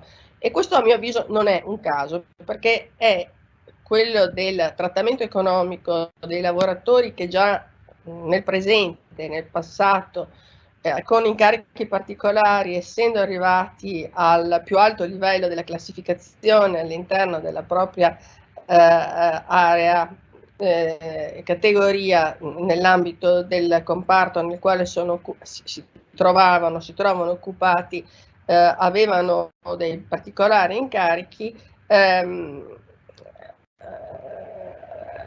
come dire, soffrivano in modo particolare di scarsa valorizzazione. L'esperienza diretta nell'ambito della pubblica amministrazione, che è un'esperienza che credo molti di voi o di noi abbiano già avuto, seppure queste situazioni di malcontento non abbiano portato per il numero dei lavoratori interessati a delle lotte sindacali significative, è vero che la scarsa valorizzazione del personale apicale non dirigente all'interno delle pubbliche amministrazioni ha portato ha pesato sul buon funzionamento della pubblica amministrazione, perché è noto, questo forse è una delle poche cose che non si è detta prima di me, che tra i dirigenti e gli altri lavoratori della pubblica amministrazione esiste oramai un gap salariale che non è funzionale al buon funzionamento della macchina amministrativa, e il gap è assolutamente preoccupante, soprattutto se prendiamo in considerazione il trattamento economico di quelle che nel settore privato si chiamano seconde linee di comando. Le seconde linee di comando sono coloro che si trovano in una posizione che non possiamo qualificare, definire, perché non appartengono alla categoria dirigenziale, ma che svolgono funzioni apicali all'interno delle varie articolazioni. Sono coloro che devono trasformare in attività pratiche svolte da altri o devono distribuire in catene di attività pratiche e coordinate le deliberazioni dirigenziali, con la responsabilità che deriva dalla direzione del personale sottoposto, e poi hanno il compito di valutare l'operato dei collaboratori e distribuire il merito. Queste sono le figure che andranno a comporre, no? Entreranno a far parte, oltre a quelle con una particolare abilitazione professionale che altrettanto premevano per avere una specifica qualificazione, entreranno a far parte di questa nuova area. Figure per le quali erano previste forme di incentivazione da parte della contrattazione collettiva e che vengono definitivamente giuridificate attraverso la previsione da parte dell'articolo 52 di una specifica previsione di area da parte della contrattazione collettiva. Da qui evidentemente la preminenza all'interno della norma del concetto di incarico, per cui non si definisce la figura, ma si dice che l'incarico è il perno della disciplina della fattispecie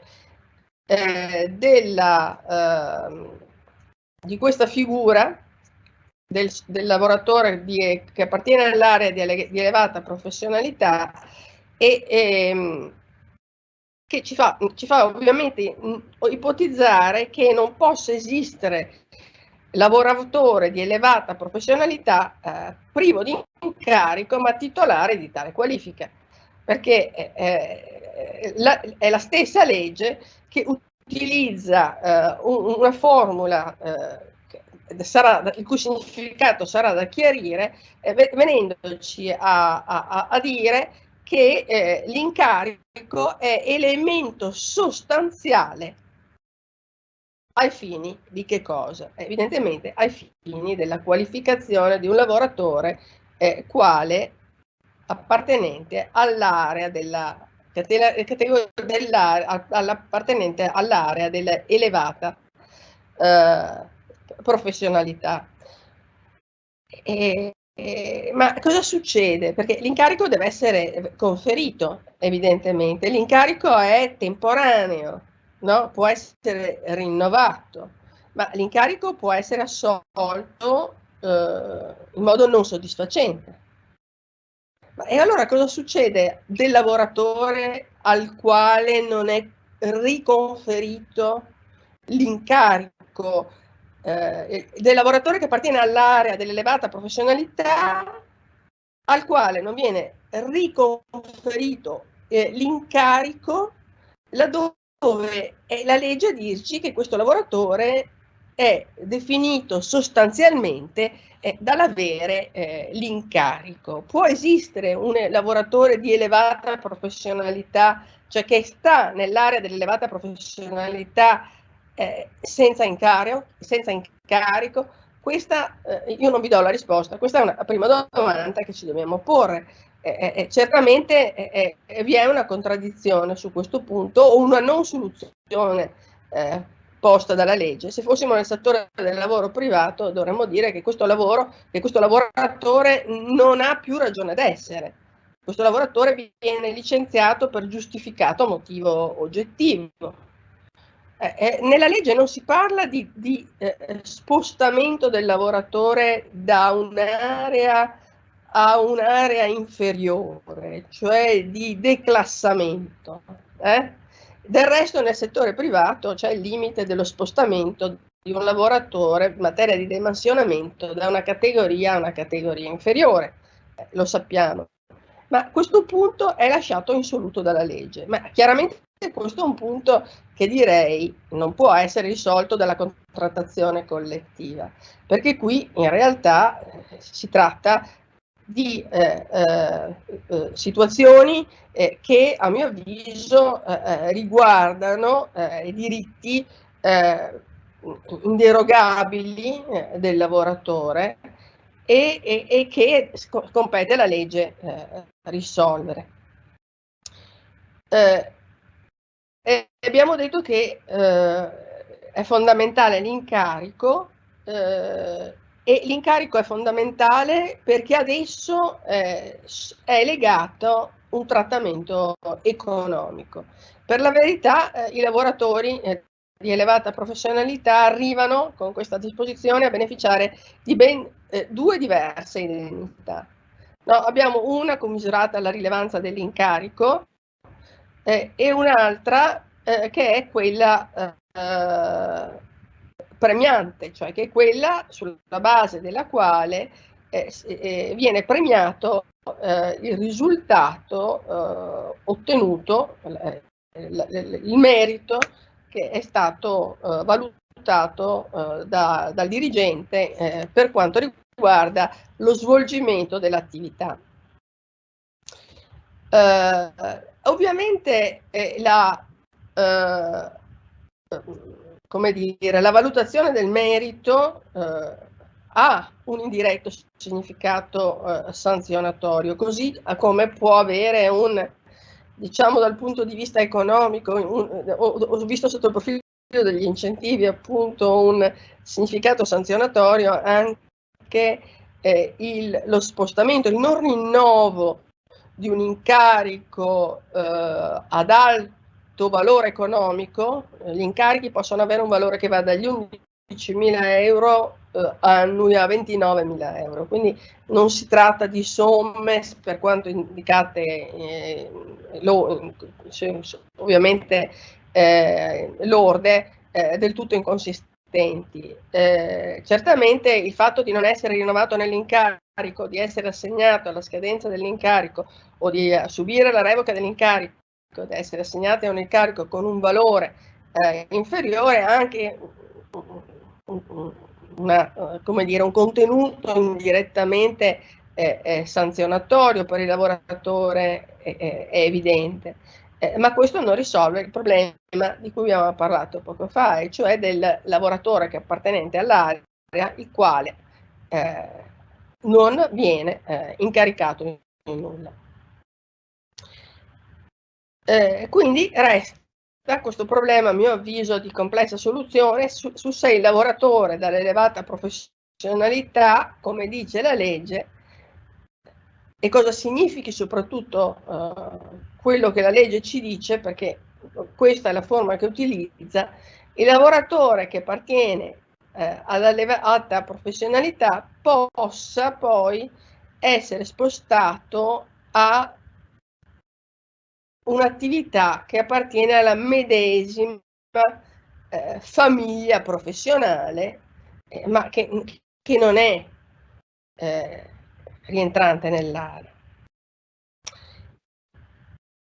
Ed è questo sarà un punto che risolto in un modo o nell'altro sarà estremamente, sarà oggetto di contenzioso. Perché il concetto di famiglia professionale ha in sé un concetto, ha in sé una visione allargata, cioè allarga il concetto tradizionale di mansione, no? Però è anche parzialmente diverso, perché nella famiglia professionale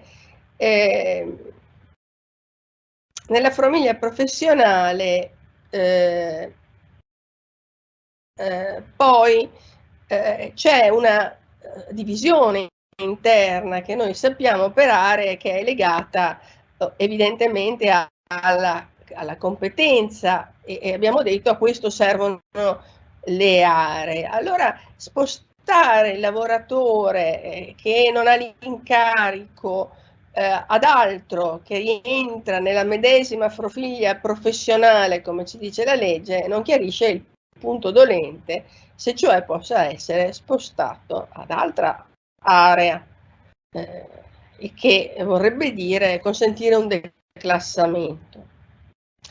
E gli incarichi sono a termine, possono essere rinnovabili, però siamo pur sempre nell'ambito di contratti a tempo indeterminato e il contratto prevede anche la revoca dell'incarico che si riveli svolto in modo non positivo prima della scadenza, oppure per ragioni oggettive, oppure perché c'è una valutazione non positiva dell'attività che viene svolta. Questa circostanza che può consentire al dirigente un margine di manovra nella gestione del personale. Ovviamente la gestione dell'area EP può essere complessa. Sto superando i tempi che mi sono stati assegnati? Ok. La gestione dell'area degli EP di queste alte professionalità può diventare un'attività complessa per i dirigenti degli uffici generali o no. E quindi abbiamo un'altra porta che si apre. Su questo sarebbe interessante svolgere delle altre osservazioni, ma non è via tempo, mi sono prolungata troppo forse sulla parte precedente e chiudo qui, rimando magari al testo scritto per il resto della presentazione. Vi ringrazio per la pazienza. Sono io, siamo noi che ringraziamo Adriana per questa ricostruzione della posizione di elevate professionalità, su cui ricordo ci sarà anche poi un ulteriore approfondimento il 15 marzo, proprio dedicato in maniera monografica. Su tutti ti ringrazio per questo parallelo che hai fatto tra il settore privato e il settore pubblico, perché oggettivamente sono emersi alcuni elementi di indubbio interesse. Ma così, cercando in linea generale di tirare un po' le fila di questo pomeriggio, che mi è parso oltremodo positivo, tre bellissime relazioni, e che cosa per punti, anche perché anche io ho pochissimo tempo. Beh, sicuramente è emerso un depotenziamento del concorso, che poi dopo ci ha detto, ma in realtà il concorso pubblico potrebbe essere un concorso privato, questa è anche discussione che ci fu con compianto Massimo D'Antona, a cui noi tutti siamo, come dire, affezionati, ma credo che insomma poter superare il concorso pubblico possa essere qualcosa di abbastanza quantomeno complesso, perché comunque c'è 97, c'è 51, c'è un rinvio alla legge, insomma c'è un dato sistematico. Dopodiché sono ovviamente perfettamente d'accordo con Sandro, quando, con Professore Mainardi, quando sulle partecipate dice no, quella giurisprudenza in qualche misura sta cercando di portare avanti il tema concorso o selezione anche per progressioni interne e non è nel 175, sono perfettamente d'accordo. Però sicuramente il dato è il concorso del potenziato e valutazione non è comparazione. Adesso non vogliamo fare e sicuramente c'è diciamo, dico una brutta parola, uno sfilacciamento, perché si parla tanto di competenze, e poi la domanda che dobbiamo porre forse è: ma tutti questi modelli permettono di valutare le competenze oppure no? O però di valutare un po', da dare senso a quello che è l'essere storico del dipendente, che non ha detto che sia una cosa sbagliata, però insomma poniamoci quantomeno la domanda, perché il professore Mainardi ha evidente ragione, ha detto nel corso degli anni c'è stato un passaggio, c'è la programmazione triennale fabbisogno, dà rilievo al dato organizzativo e soprattutto ha posto in luce un altro aspetto fondamentale, cioè il ruolo del piano integrato di azione e organizzazione. Io sono uno tra quelli che crede molto a questo piano, vedo già il professor Etamo che è più perplesso. Credo che sia, sì, è una delle ultime occasioni che abbiamo, perché un tema di razionalizzazione c'è. Dopodiché sono dei tempi compressi, certo, c'è un tema di amministrazioni che tendono a vedere la cosa come un aspetto adempitivo e non come un aspetto di altro tipo. E in tutto questo io però, permettetemi col solito cinismo, mi chiedo se le nuove disposizioni in materia di progressioni verticali in realtà in qualche misura non rischiano di curvare l'assetto. Cioè, perché è vero che formalmente abbiamo prima la programmazione tra le fabbisogno, ma poi mi chiedo, ma non è che la programmazione del fabbisogno tenga in realtà conto di quelle che sono le istanze sindacali? Anche perché, attenzione, il contratto 19-21 ha cambiato un aspetto in apparenza poco significativo, molto significativo, perché l'articolo 6 dice l'informazione dei sindacati ove previsto dai contratti collettivi. Quindi non è un obbligo dei contratti prevederlo. I vecchi contratti lo prevedevano, i vecchi 16-18, 19-21 l'hanno previsto. E quando vai sul tavolo negoziale, non sai quale possa essere lo sviluppo. Ci sono delle pressioni che sono, anche se non sono giuridiche, sono in qualche misura di fatto che assumono rilievo. Quindi questo rischio in qualche misura io lo vedo, ma è un'impressione, poi vedremo, insomma, strada facendo. Dopodiché, attenzione, io credo che sia le elevate funzionalità, sia le progressioni verticali riscritte abbiano un obiettivo chiaro, che è quello di incrementare, in maniera molto chiara se da dopo, di incrementare il trattamento salariale del pubblico, che è basso rispetto al privato, tendenzialmente basso, anche qui poi da verificare in termini assoluti, perché la differenza di fondo, che lo dimentichiamo sempre, vero che non c'è un'area dei quadri, che adesso sarà questa area delle elevate funzionalità, ma per le altre inquadramenti il gap salariale non è tanto sul tabellare, ma è sul tema degli incentivi e su quello che a livello aziendale mi porto a casa. E però c'è una stabilità nel pubblico non comparabile a quella del privato. E quindi, insomma, quando facciamo queste valutazioni, credo che tutti questi aspetti devono essere messi insieme. Poi perché mi sono avviato su questa strada? Le elevate professionalità, leggiamo un secondo, permettetemi di leggere la declaratoria. Le elevate funzionalità sono, apparendono a quest'area, i lavoratori strutturalmente inseriti nei processi produttivi e nei sistemi di erogazione dei servizi che, ai fini del raggiungimento degli obiettivi stabiliti, svolgono funzioni di elevato contenuto professionale specialistico e/o coordinano e gestiscono processi articolati di significativa importanza e responsabilità, assicurando la qualità dei servizi e dei risultati, l'ottimizzazione delle risorse eventualmente affidate attraverso la responsabilità diretta di moduli o strutture organizzative. Allora, rispetto ai dirigenti di seconda fascia, la differenza non mi sembra così definita o così, e anche il dato economico non mi sembra così, perché puoi arrivare da 50-70 mila, lo dice, più il risultato. E allora non ci sono soltanto i direttori generali, ci sono anche i direttori, questo scherzosamente, come dire, provoco l'autonomo, ma ci sono anche i dirigenti non generali, e il gap salariale non è così, come dire, così elevato. E quindi c'è un tema di capire sul piano organizzativo che cosa far fare a queste persone. Questo è l'altro tema, perché cioè noi abbiamo già un'esperienza della società, quella dell'università. L'università è una vita che ci sono. Dopodiché, giustamente, la società dopo diceva, ma se uno non ha l'incarico, l'università uno dei problemi più rilevanti era, ci siamo inventati queste elevate società senza incarico, no? Perché non sapevi cosa fargli fare.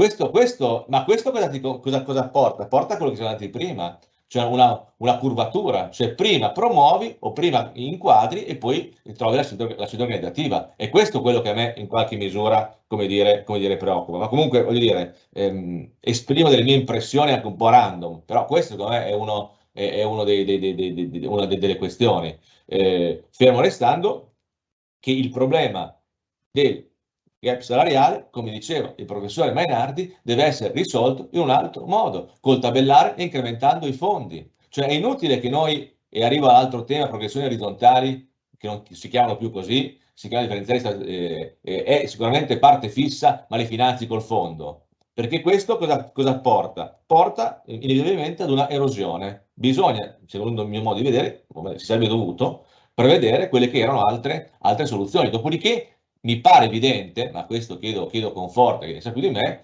che alla fine questi differenziali stipendiali siano il punto di compromesso tra il mantenimento del vecchio e l'affermazione di quello che sarebbe stato anche sacrosanto, secondo me, cioè il ritorno agli scatti stipendiali, perché tutti noi sappiamo tutte le difficoltà che ci sono ogni qualvolta noi dobbiamo elaborare un percorso volto a definire chi ha diritto a passare o fruire di questa progressione. E già il fatto che siano definiti in maniera fissa come compenso ci evita quella grandissima controversia o quella grandissima contrapposizione sul quanto destinare a quanti e a chi. E quindi sotto questo profilo mi richiamo quello che avevo detto anche prima, cioè il fatto che sia il nazionale a riprendere il pallino forse non lo vedo così, in maniera così negativa. E quindi credo che insomma ci siano stati tanti interventi, e soprattutto credo, l'ha detto Valerio Talamo, va fatto un plauso all'ARAN nella misura in cui ha tenuto fermo il titolo di studio.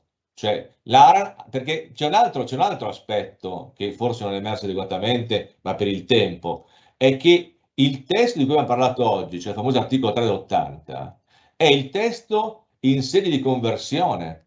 Perché se noi compariamo il testo originario con quello in sede di conversione, è cambiato il mondo. Perché il primo testo era un testo che secondo me il secondo testo è un testo, voglio dire, che è imploso, si può dire, è forte, comunque è andato oltre quello che era. E la cosa più interessante è che c'è un cambiamento, e Sandro l'ha detto benissimo, di prospettiva, a ministro invariato, perché il Brunetta 1 ha irrigidito, invariato come persona fisica, il Brunetta 2 vuol dire è tornato indietro totalmente, cioè ha riaperto la stagione della seconda fase. Quindi credo che questi temi siano temi molto interessanti, che ci sia molto da lavorare, e credo, e con questo chiudo, che l'elemento che è emerso da tutti e tre è quello che le amministrazioni sono un po', e sono molto buone in questo caso, in ritardo, le zone centrali. Dopodiché la sanità, il contratto l'hanno chiuso il 2 novembre, hanno un po' più di tempo, le funzioni locali ne avranno ancora un po' di più, ma insomma il 1 novembre è passato da 7 giorni, e mi pare, chiedo a Valerio di confermare, che a livello centrale l'amministrazione non è che si abbiano fatto questo, come dire, questi studi e credo che questo sia diciamo, un processo da attivarsi. Poi sono d'accordo sul piano giuridico, veramente mi taccio con il professor Mainardi quando dice che in realtà anche secondo me potrete già fare progressioni a regime, non quelle, però il problema è che non te le faranno mai fare. Questo Sandro la dice perché la prima cosa che ti dicono è attenzione, prima insomma cerchiamo di capire quelli che all'interno meritano, e tendenzialmente meritano tutti, ma non perché non sia vero, perché c'è una giusta spinta in questa direzione. Bene, credo di essere stato abbastanza cinico come sempre, ringrazio nuovamente in ordine di apparizione la professoressa Zilli, vuol dire, che coordina sempre queste iniziative, e vuol dire che la veranima, il professor Casale, che ha introdotto la giornata, e lo ringraziamo perché è in condizioni psicofisiche non ottimali, e quindi va dato un plauso ulteriore, e pur essendo dipendente pubblico non si è messo in malattia, quindi questo è un plauso ulteriore. Il dottor professor Valerio Talamo, che da par suo ci ha ricostruito insomma l'intero quadro e ha indicato quelli che sono i punti. Il professor Mainardi, che ha, come dire, ricostruito questo rapporto, in parte anche in dialettica con Talamo, sulle progressioni verticali, sulle progressioni orizzontali, richiamandoci fondamentalmente anche i dati di contesto imprescindibili. E ultima, ma non ultima, la professoressa Topo, che ha introdotto il tema importantissimo dell'elevata professionalità, introducendo che cosa? Una cosa che noi tendiamo a dimenticare, cioè l'occhio che dobbiamo sempre avere verso il settore privato per capire quelle che possono essere certe dinamiche. Un settore privato che però tende anche un po' a copiare ultimamente dal pubblico, perché giustamente lei faceva riferimento ai metalmeccanici, ma c'è anche, vuol dire, un rapporto osmotico di segno contrario. Grazie veramente a tutte e a tutti, e niente, non mi resta anzi che passare, perché altrimenti vengo licenziato senza procedere disciplinare, alla professoressa Zilli per le ulteriori comunicazioni relative ai prossimi incontri. Grazie. Ed eccoci con le consuete conclusioni sulle conclusioni. Sono felicissima di questo incontro odierno, anche se combattuto dal punto di vista tecnologico. ma rimedieremo sia in fase di post-produzione, come ormai abbiamo imparato, sia con i saggi che gli autori generosamente conferiranno per quello che sarà il terzo volume di Clip, perché guardo indietro e guardo avanti, la prima serie di Clip, per chi se la fosse persa, è ancora tutta online, ma è già diventata testo scritto. Il primo volume è uscito da poco e riguarda il nuovo reclutamento. Adesso si accompagnerà a brevissimo il secondo volume che completa i saggi della nostra prima annualità insieme. Guardo avanti perché questo incontro di oggi ha aperto la strada a molti dei prossimi temi che verranno affrontati. Parleremo infatti il 14 dicembre con i colleghi di Macerata della mobilità professionale, poi a gennaio delle professioni di carriera e a marzo delle elevate professionalità. Quindi i temi toccati oggi torneranno di nuovo in molte occasioni. Nel ricordare appunto che ci vedremo il 14 dicembre, un carissimo saluto e un pensiero partecipato e affettuoso ai colleghi di Macerata che oggi hanno vissuto sicuramente una giornata difficile. Vi ringrazio, buona serata a tutte e a tutti e ci rivediamo presto.